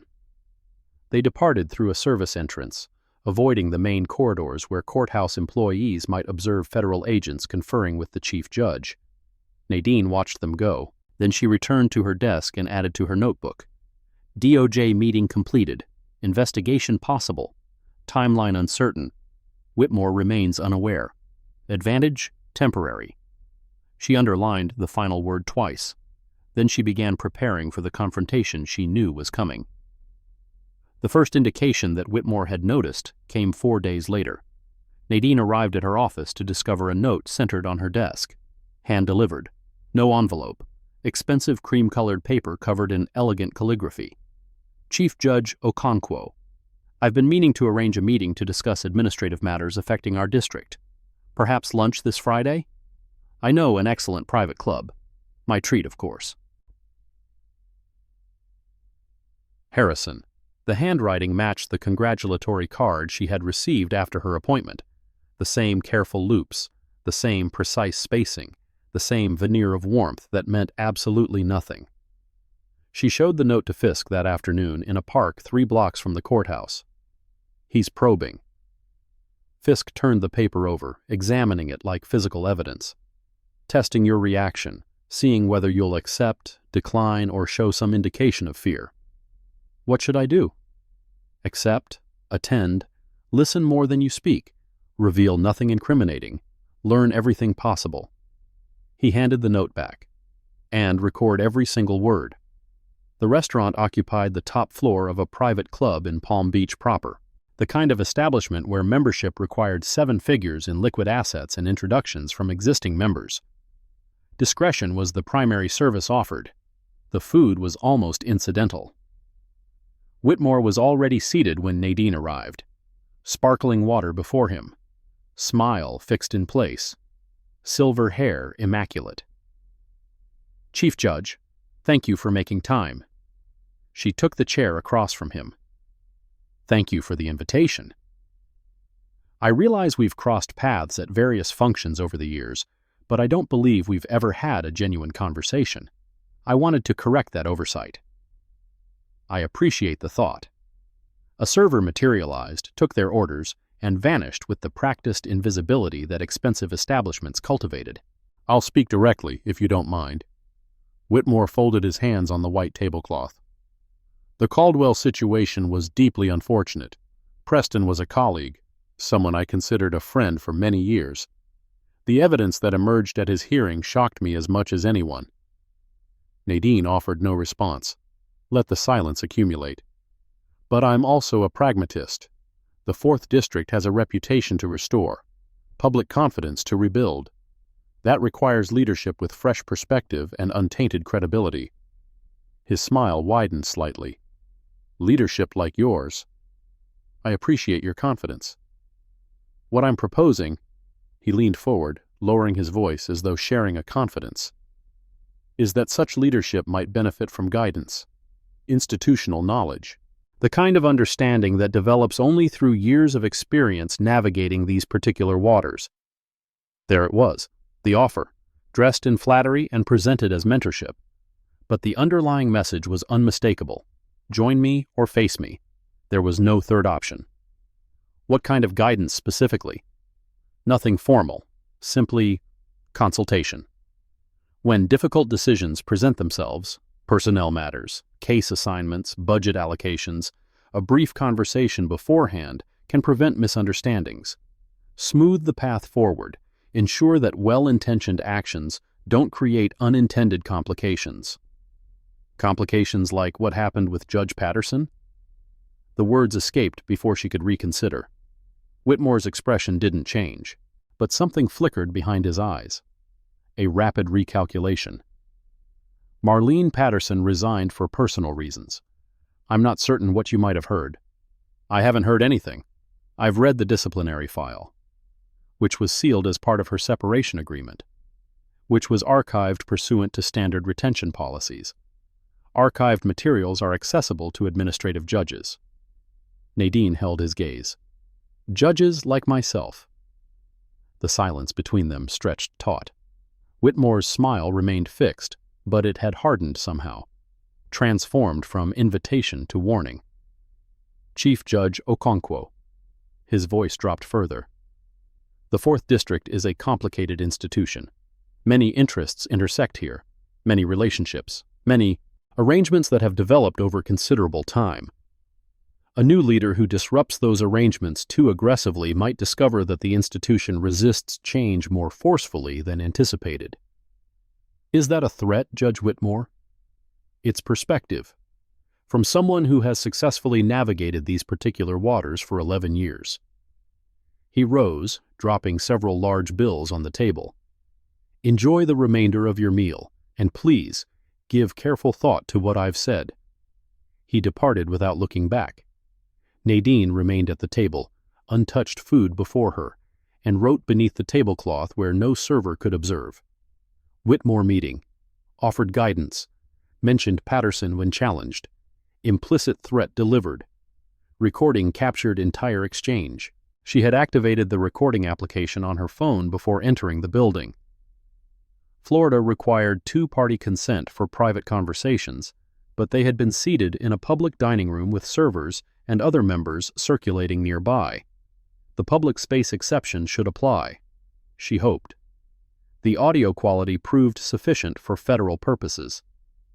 Nadine played the recording for Reeves and Chen that evening in her locked chambers with a white noise generator running near the door. He's careful. Reeves frowned at the playback. Nothing explicitly incriminating, but the Patterson reference is significant. Significant how? He didn't deny involvement. He acknowledged the file existed and noted it was sealed. That's closer to confirmation than denial. Reeves looked at Fisk. Reeves looked at the original complaint Whitmore filed against Patterson. Can we obtain it? It's sealed under the terms of her separation agreement. We would need a court order or her direct cooperation to access it. Or we could simply ask her. Nadine's voice was quiet but firm. She's practicing in Tampa now. Small civil rights firm. If she's willing to discuss what actually happened, if she's willing to provide an affidavit, that's a significant if. Reeves shook her head. People who've been forced out of institutions usually want to stay out, reopening old wounds for an investigation that might not produce results. I'll ask her myself. One attorney to another. She has every right to decline.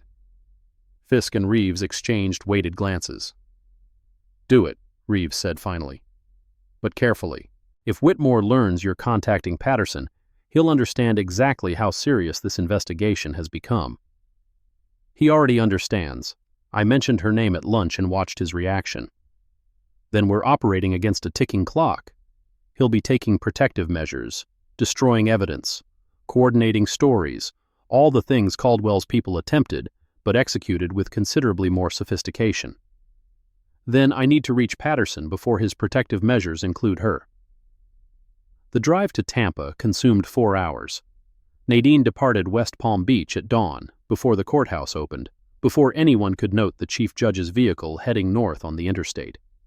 She told her clerk she had personal business requiring attention. Technically accurate. Marlene Patterson's practice occupied a converted bungalow near the university campus, the kind of modest space that signaled commitment to mission over profit. A hand-lettered sign beside the door read, Patterson Civil Rights Law. Beneath it, in smaller script, Justice doesn't wait. The woman who answered Nadine's knock appeared smaller than memory suggested. 5 years had added silver threads to her hair and new lines around her eyes, but the sharp intelligence remained, the assessing gaze of someone who had survived fire and emerged transformed. Chief Judge Okonkwo. Patterson's tone was careful, measured. I wondered when someone would come asking questions. You were expecting this? After Caldwell's suspension, I assumed it was only a matter of time before someone started examining the broader picture. She stepped aside, opening the door wider. Please, come inside. This isn't a conversation for the porch. The office interior was cramped but meticulously organized. Case files in labeled stacks, legal text lining every available wall, a desk buried under documents that suggested active caseload and genuine purpose. Patterson gestured toward a worn leather chair and settled into her own seat behind the desk. Before you ask any questions, let me save us both time. Patterson's voice flattened, became almost mechanical. Everything contained in that sealed file is accurate. Whitmore filed the complaint.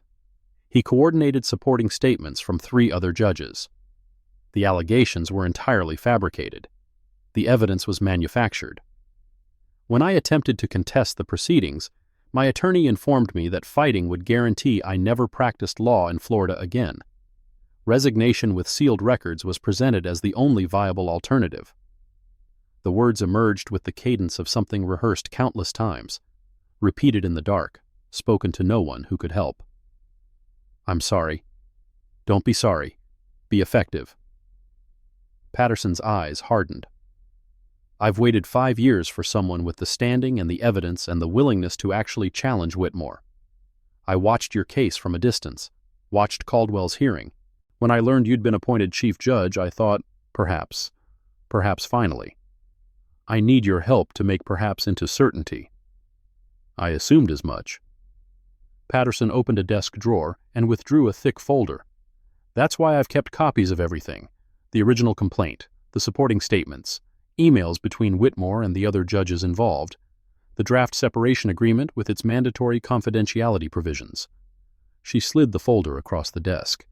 Nadine opened it with hands that remained steady through pure force of will. The contents were devastating. Email from Whitmore to Caldwell. Patterson ruled against the union again. Time to discuss appropriate response. Response from Caldwell to Whitmore. Understood. Standard procedures. Reply from Whitmore to Caldwell. Standard procedures. I'll initiate. You support. Others will follow. Standard procedures. As though destroying a colleague's career was merely another administrative task, another item on the daily agenda. Why did you keep these? Because I knew they would matter eventually. Because I spent 23 years building a career that they demolished with manufactured paperwork and coordinated whispers and a sealed file that made it appear I was the problem rather than the victim. Patterson's voice cracked slightly. Because I lie awake most nights remembering what they did and having no means to make anyone believe it actually happened. Now you have the means. Now I have you. Patterson nodded slowly. I'll sign whatever affidavit your investigation requires. I'll testify in any proceeding where my testimony is relevant. I'll stand in open court and describe in precise detail what Harrison Whitmore did to end my judicial career. And I'll do it looking directly into his eyes. Nadine gathered the folder, feeling its weight like physical evidence of years of institutional betrayal. "Thank you." "Don't thank me yet." Patterson rose and walked her to the door. "Whitmore has survived this long because he's intelligent and connected and patient. He will see this coming. He will have contingency plans. I understand the risks." "Do you?" Patterson paused with her hand on the doorknob. "The night before I signed the resignation agreement, someone entered my vehicle while it was parked in my own driveway. Nothing was taken. Nothing was damaged. Just a message. The following week, my daughter's school principal called to inform me that a man had been asking questions about her daily schedule." Her voice dropped. "I signed the agreement the next morning." The words settled between them like something with physical mass. "I'm not telling you this to frighten you. I'm telling you so you comprehend what you're confronting. Whitmore doesn't limit his operations to courtrooms. He operates everywhere. And when he determines that you represent a genuine threat, rather than a manageable inconvenience, he will abandon subtlety entirely." Nadine considered the stairwell, Stokes's hand around her arm, the impact of his palm against her face, the missing security footage. "I stopped being frightened 3 years ago." Patterson smiled for the first time since Nadine had arrived. It was a small expression, sad around the edges, holding more warning than warmth. "That's precisely what I told myself, right before they demonstrated how wrong I was. What Whitmore did to Patterson was just the beginning. But Nadine isn't Patterson, and this time the evidence won't disappear." The return drive to West Palm Beach felt longer than 4 hours. Nadine's thoughts churned through possibilities and contingencies, the strategic calculations of an adversary who had been refining his methods for over a decade. Whitmore would learn about the Tampa visit.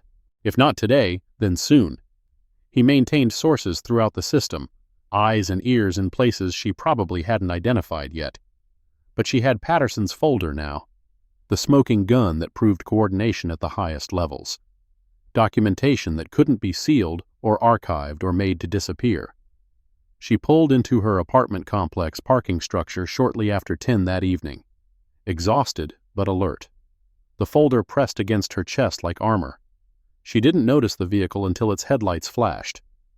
Black sedan, tinted windows, parked in the visitor space directly opposite her assigned spot. The lights flashed twice more, a signal, or a warning. Her hand found her phone, thumb hovering over the emergency icon. The driver's door opened. A figure emerged, moving from shadow into the pale illumination of the overhead fluorescence. Jerome Stokes, released on bail, awaiting trial, standing 15 feet from her vehicle at 10 o'clock at night. "Evening, Chief Judge?" Nadine didn't exit her car, didn't unlock the doors, kept her thumb positioned over that emergency icon. "There's no reason for concern." Stokes raised both hands, showing empty palms. "I'm not here to cause problems, just to talk. We have nothing to discuss." "That's where you're mistaken." He took a step closer. Now she could see his face clearly, the same features that had loomed over her in the stairwell, twisted with contempt. But something was different now, something almost desperate around the edges. "I'm going to prison, we both understand that. Evidence tampering.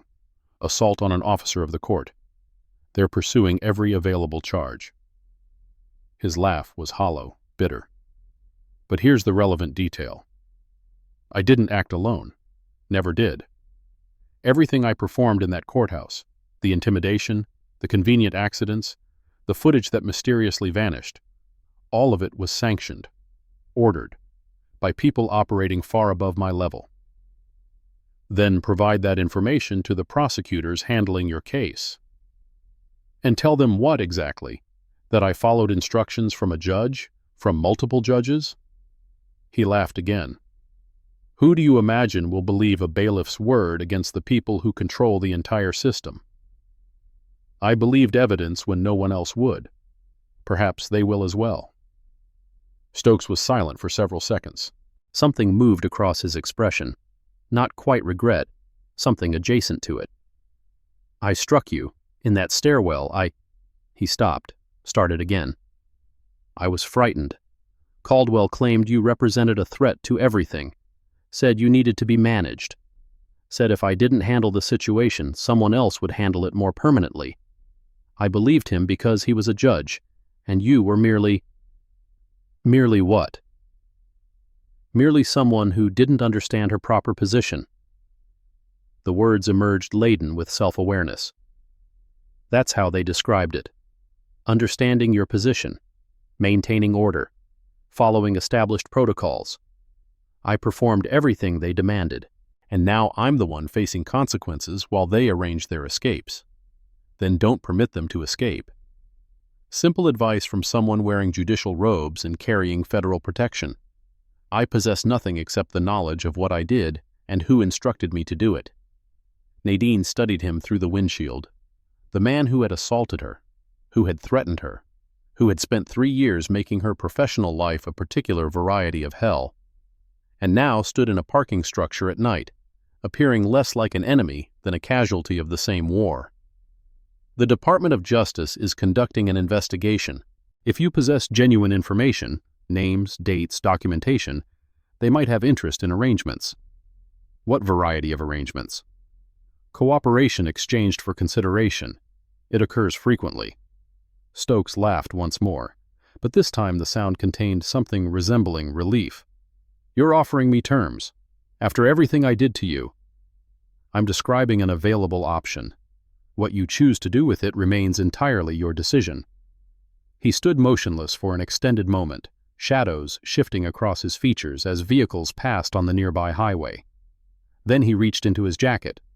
Nadine tensed. Her thumb pressed harder against the phone screen. He withdrew an envelope, held it toward her car. Everything I possess, names, dates, emails I should have destroyed but didn't. Every instruction Caldwell delivered. Every instance Whitmore chose to look elsewhere. He extended his arm further. I'm not providing this because I feel remorse, although I do. I'm providing this because I'm exhausted from serving as the weapon other people aim and fire. Nadine lowered her window just enough to accept the envelope. It was thick, heavy with the accumulated weight of years of documented complicity. Why now? Why not months ago when the investigation commenced? His response was barely audible above the distant traffic. Because I believed they would protect me, the way they always protected anyone who followed instructions and maintained silence. He moved toward his vehicle. Turns out loyalty only flows in one direction in their world. He drove away. Nadine sat alone in the parking structure, envelope in her grip, until his taillights vanished around the corner. Then she entered her apartment, secured every lock, and opened the envelope with hands that trembled only slightly.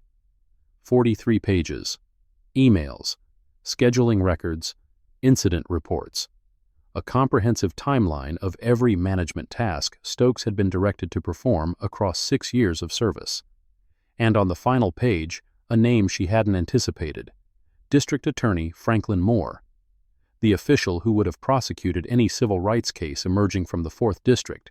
The official who had declined to file charges in every excessive force complaint lodged against Palm Beach County law enforcement for the past decade. The official who was, according to Stokes's documentation, copied on every email Whitmore transmitted regarding problematic attorneys and judges. The conspiracy extended beyond the courthouse. It had captured the prosecution as well. She wrote in her notebook by the dim light of her kitchen. Stokes, envelope, 43 pages. Moore implicated. Coordination confirmed across branches. No sleep tonight. She was correct about the sleep. The meeting with Reeves occurred at 7 the following morning in a federal facility 50 miles from West Palm Beach. Conference room swept for surveillance devices. Doors secured. You're certain about this? Reeves spread the documents across the table. Patterson's folder. Stokes's envelope. The timeline Nadine had constructed through the night. You're certain about all of it? I'm certain the documents are authentic. I'm certain the pattern exists.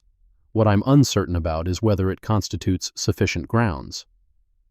It's sufficient to expand the investigation substantially. Reeves glanced at Chen. We'll need to involve the public integrity section. If Moore is implicated, this becomes prosecutorial misconduct as well as judicial. That's an entirely different category of case. Different how? Additional resources, heightened scrutiny, significantly greater political sensitivity. Reeves leaned back. A sitting district attorney accused of coordinating with corrupt judges to suppress civil rights cases? That generates national attention, congressional interest, the variety of matter that creates careers and destroys them in equal measure. Whose careers specifically? Everyone's. Mine. Chen's. Reeves held her gaze.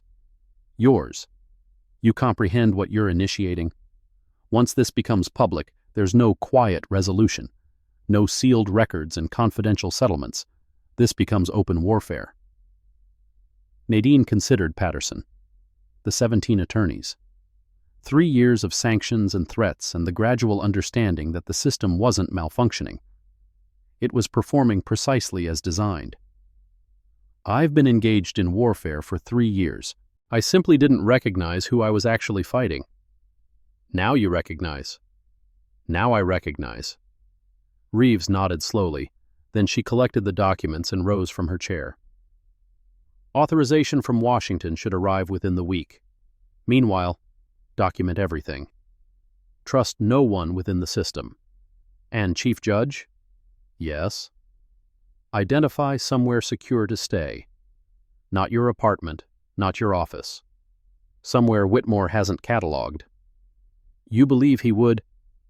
I believe a man who has invested 11 years constructing a criminal enterprise inside a court system will take whatever measures necessary to protect that enterprise. Reeves opened the door. Including measures you haven't yet imagined.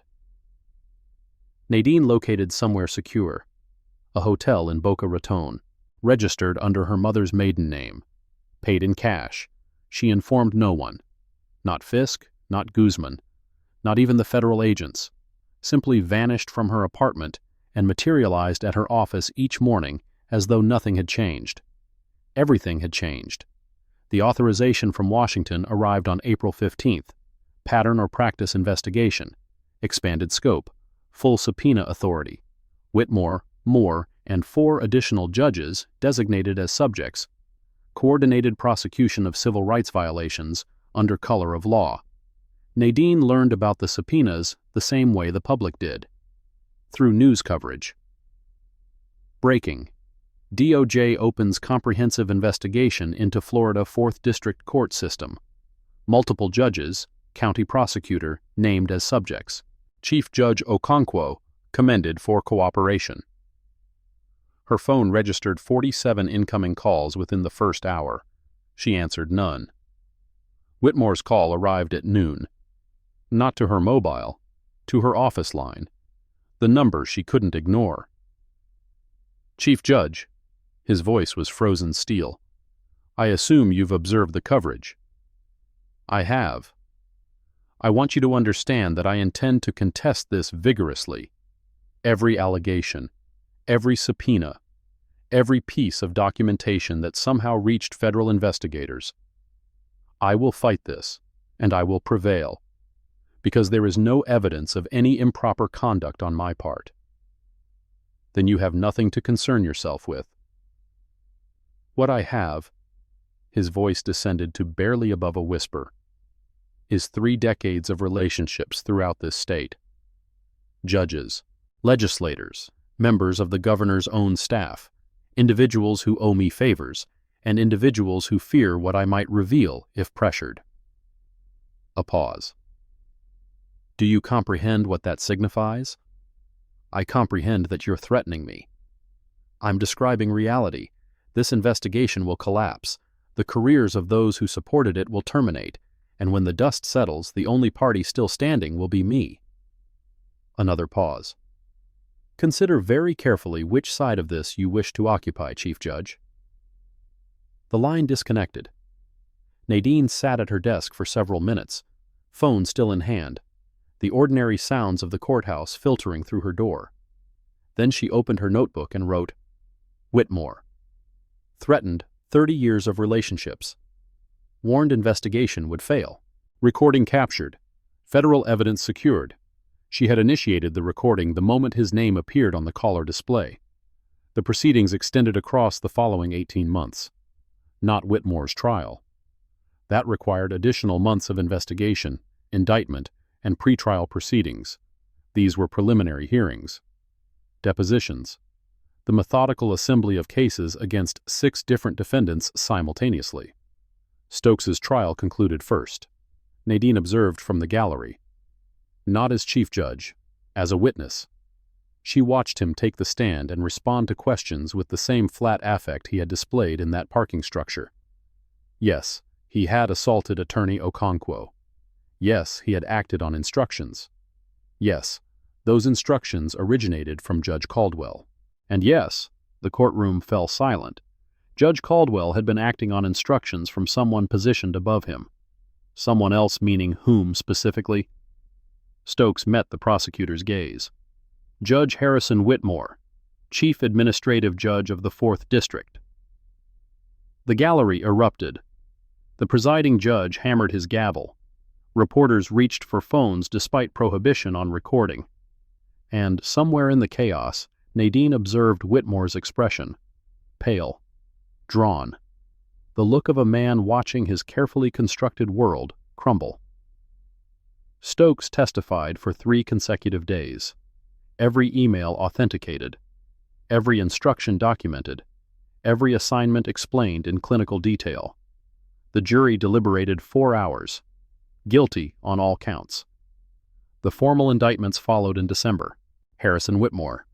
Conspiracy to deprive citizens of civil rights. Obstruction of justice. Wire fraud. Honest services fraud. 23 counts carrying potential sentences totaling 40 years. Franklin Moore. Identical charges plus prosecutorial misconduct, evidence tampering, and witness intimidation. 27 counts. 4 additional judges. Various combinations of conspiracy, obstruction, and civil rights violations. 64 counts distributed across the group. Nadine reviewed the indictments alone in her chambers. The document was substantial enough to constitute a small volume. Every allegation documented. Every victim named. The 17 attorneys. Judge Patterson. Herself. Page 47 contained a name that made her pause. Bethany Mercer. Conspiracy to obstruct justice. Designated cooperating witness. The clerk who had concealed her filings. The woman who had attempted to confess in this very office months earlier, only to be advised to seek legal counsel. She had cooperated, provided testimony, become part of the case against the people who had utilized her as an instrument. Nadine couldn't identify exactly what she felt. Satisfaction? Vindication? Some complicated understanding that everyone within this system had functioned as both perpetrator and victim, each one trapped in machinery larger than any individual. She settled on documenting. Indictments unsealed. Mercer cooperating. Justice, partial, imperfect, but authentic. The trials consumed another year.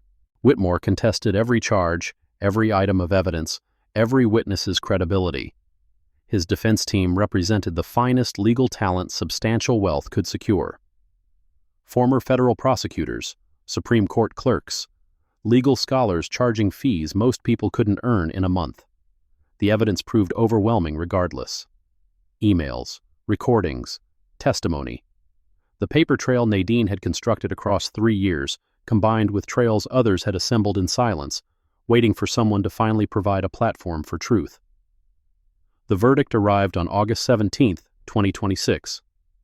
Guilty, guilty, guilty. 18 of 23 counts. Sentencing scheduled for October. Moore's trial produced identical results. 21 of 27 counts. The remaining 4 judges accepted plea arrangements before their trials commenced, agreeing to terms that would confine them in federal facilities for 5 to 15 years.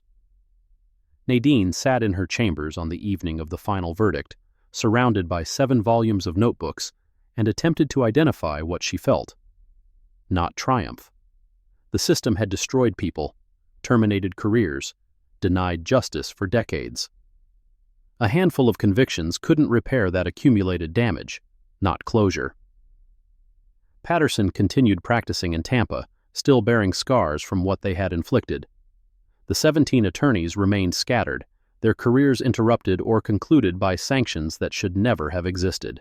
Stokes remained incarcerated, serving 5 years for assault, his cooperation earning him nothing beyond a marginally reduced sentence. What she felt was something quieter, the recognition that she had done what she could with the instruments available. That documentation wasn't merely protection, it was power. That paper trails, properly maintained, could demolish empires constructed on handshakes and whispered agreements. She opened her notebook to a fresh page and wrote, "Verdicts delivered. Whitmore, guilty. Moore, guilty. Others, plea arrangements. System, marginally cleaner. Work, continuing."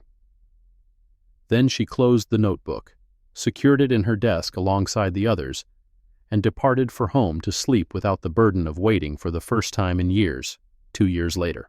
2 years. The 4th District Court of Appeal appeared different now. Not physically. Same Art Deco structure, same limestone columns, same brass fixtures reflecting morning light. But the atmosphere had transformed. The whispers carried different content. The pervasive fear had dissipated. Nadine traversed hallways she had once navigated like contested territory, acknowledging clerks and attorneys who responded without the edge of suspicion or hostility that had characterized her earlier years. Young attorneys, black, white, Hispanic, Asian, argued cases in courtrooms where justice, while imperfect, was at least achievable. Elena Guzman numbered among them. Alma's daughter, now completing her 2nd year as a public defender, establishing a reputation in precisely the civil rights practice she had always envisioned. Nadine encountered her occasionally in these hallways, invariably carrying excessive files, wearing that same determined expression her mother had maintained through the darkest years. The DOJ consent decree remained active.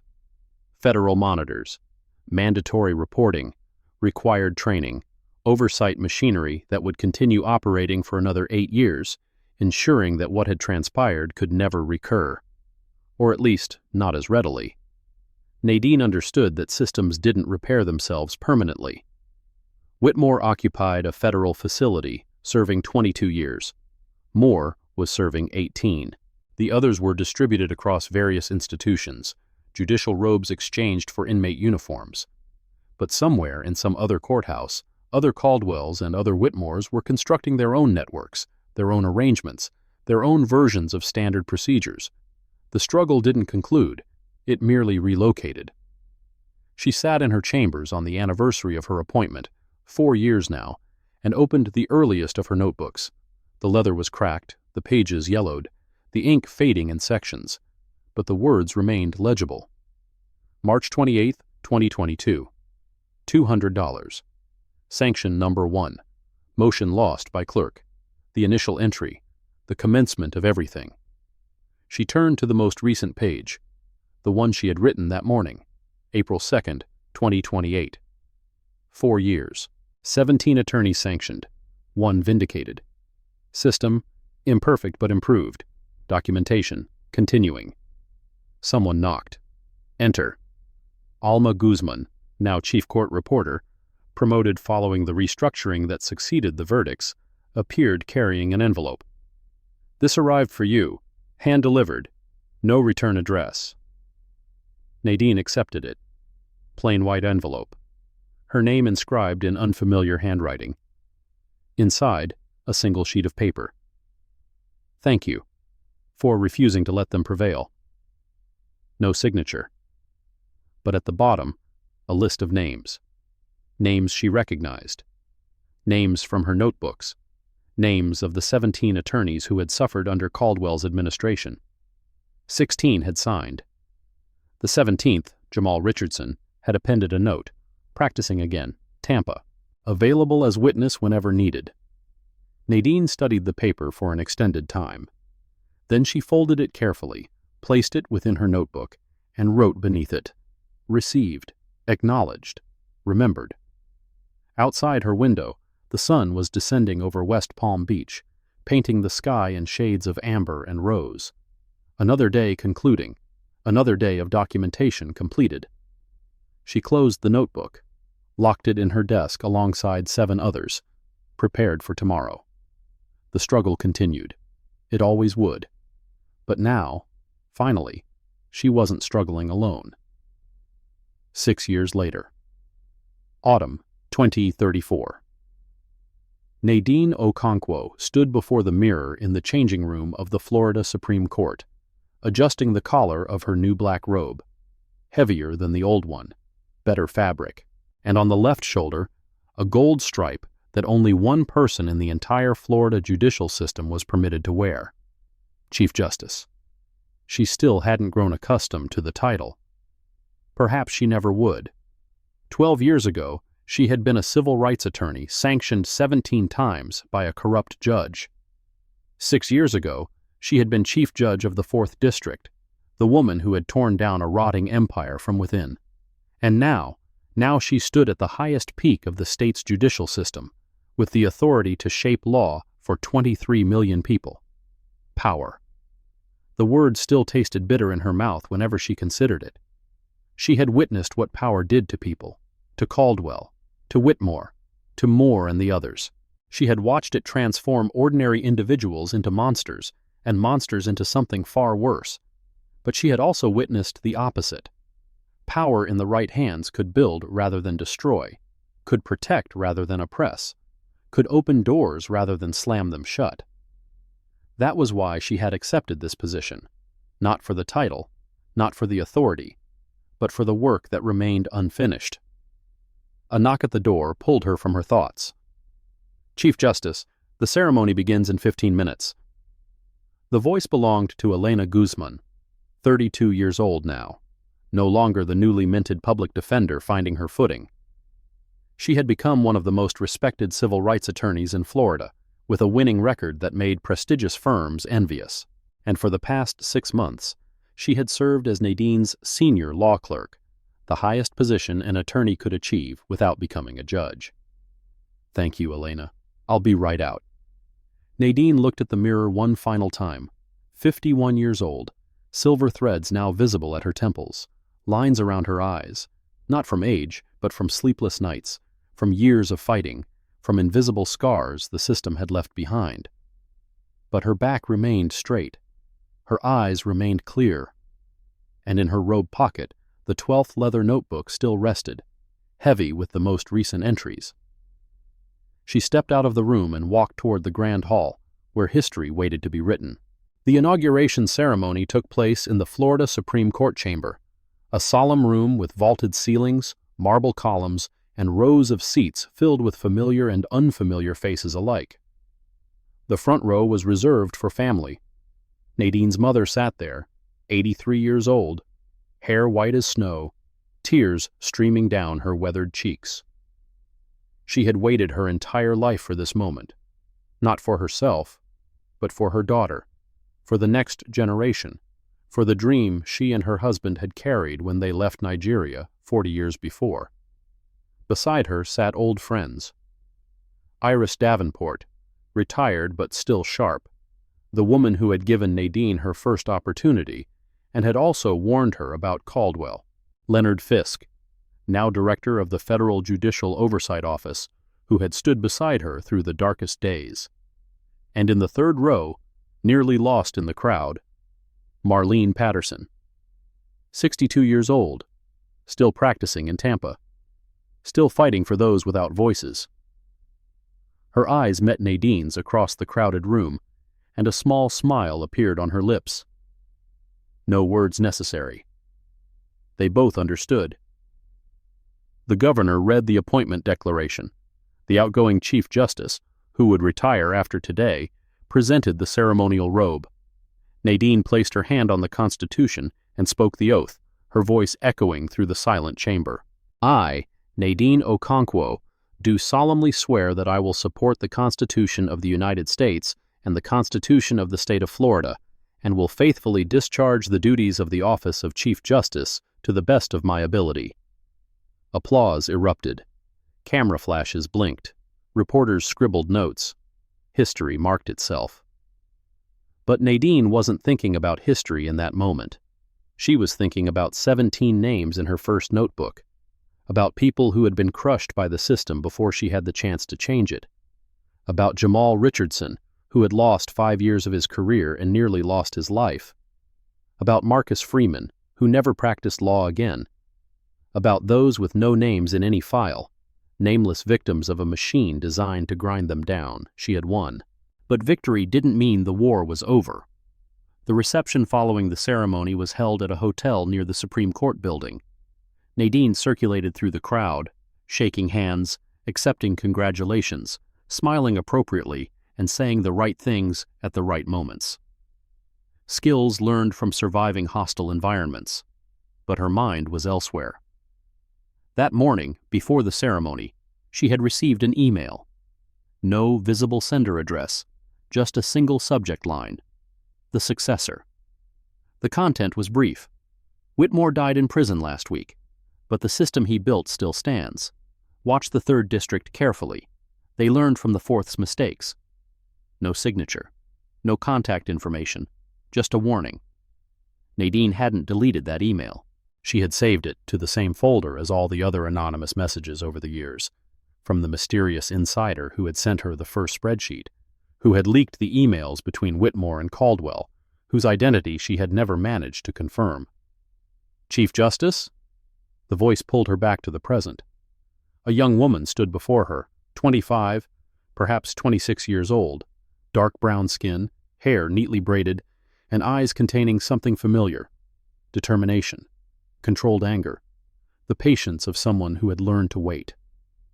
"I'm Destiny Chambers, attorney, 3rd District. 3rd District, the same district mentioned in this morning's email. Pleased to meet you, Miss Chambers. I apologize for disturbing you during the reception, but..." She glanced around, lowering her voice. "I need to speak with you, privately, about certain irregularities in the system." Nadine studied the young face before her. She saw herself 12 years ago, full of suspicions, full of evidence no one wanted to hear, full of truths the system wanted buried. "My office, Monday, 9 a.m. Bring everything you have." Destiny Chambers's eyes brightened, not with joy, but with relief. The relief of someone who had finally found someone willing to listen. "Thank you, Chief Justice." She disappeared into the crowd. Nadine watched her go, then reached into her robe pocket and touched the leather notebook. The work never ended. It simply moved to a new chapter. That night, after all guests had departed and the building had fallen into silence, Nadine sat alone in her new office. The Chief Justice's office, larger than any workspace she had ever occupied, filled with law books and precedents, filled with the history of those who had sat in this chair before her. She opened the first notebook. The leather cover had cracked with age. The pages had yellowed, but the handwriting remained clear. March 28, 2022. $200. Sanction number 1. Motion lost by clerk. 12 years. 12 notebooks. Thousands of pages of documentation, and a journey from victim to judge. She turned to the last page of the newest notebook, the 12th, and wrote in her careful script, October 15, 2034. Chief Justice inauguration completed. New information received 3rd District. Contact established with Destiny Chambers. Pattern recognition. Early stage. Documentation continues. She paused, pen hovering over the paper. Through the window, the lights of Tallahassee glittered against the dark sky. Somewhere out there, another young attorney was lying awake, wondering if anyone would believe her, wondering if the system could be changed, wondering if the fight was worth the cost. Nadine knew those questions, had lived with them for years, still lived with them, even now. She added one more line. The work continues. It always will. Then she closed the notebook, locked it in her desk beside the others, and began preparing for Monday. The meeting with Destiny Chambers lasted 4 hours. The young attorney arrived precisely at 9, carrying 2 boxes of documents and a flash drive containing 3 years of data. She sat across from Nadine's desk and told her story, sanctions for procedural violations that didn't exist, filings that disappeared from the system, a pattern of discrimination so similar to the 4th District that it couldn't be coincidence. Judge Raymond Vance, Destiny said, her voice steady despite the weight of what she was revealing. He's been doing this for 8 years. 11 black attorneys sanctioned. 2 forced out of the profession entirely. And the chief administrative judge of the 3rd District has been blocking every complaint. Destiny's eyes widened. How did you know? Nadine pulled a folder from her desk drawer, the folder containing prints of every anonymous email she had received over the years. She slid it across to the young attorney. Because someone has been watching. The same someone who helped me 12 years ago. She leaned back in her chair. I never learned their identity, but they've been feeding me information about judicial misconduct across the state for over a decade. This morning's tip about the 3rd District was just the latest. Destiny studied the documents, her expression shifting from surprise to something harder, understanding. So, there's a network, not just corrupt judges, but someone tracking them, documenting them. That's my conclusion. A shadow oversight system operating outside official channels. Perhaps someone who lost faith in institutional reform. Perhaps someone who decided documentation was the only weapon that actually worked. Like you did. Nadine smiled slightly. Like I did. Except they started before me. And they're still operating. She stood and walked to the window, looking out over the city she now served from the highest judicial position in the state. Ms. Chambers, I'm going to tell you something that isn't in any official record. Something I learned the hard way. Destiny remained silent, waiting. The system isn't broken. It's functioning exactly as designed, to protect those in power and crush those who threaten that power. Reforming it isn't about fixing something that's malfunctioning. It's about rebuilding it from the foundation up, and that takes time. Decades, generations.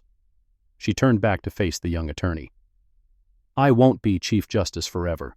10 years, maybe 15 if my health holds. When I leave, the system will still be imperfect. There will still be corrupt judges, biased clerks, prosecutors who care more about conviction rates than justice. The question isn't whether we can eliminate those problems in our lifetime. The question is whether we can create conditions that make the next generation's fight a little easier. Destiny absorbed this in silence.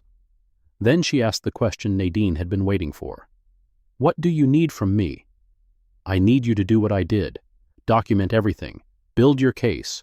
Find allies within the system. There are always some.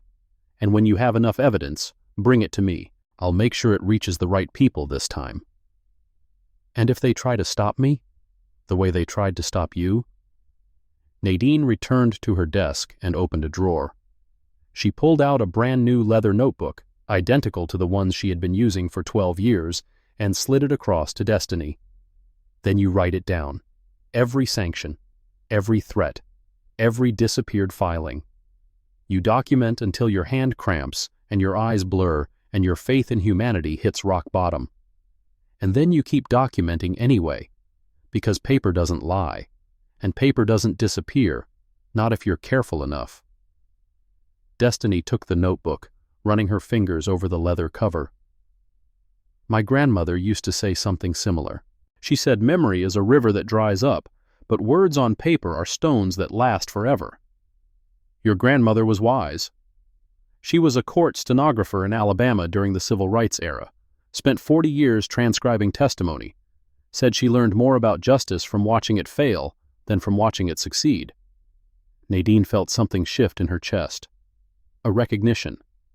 A connection across generations of women who had witnessed injustice and chosen to document rather than forget. What happened to her records? Donated to the National Archives. 37 boxes of transcripts from cases the official records don't mention.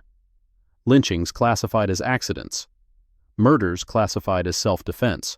An entire history of injustice preserved because one woman refused to let it be erased. The silence that followed was heavy with meaning.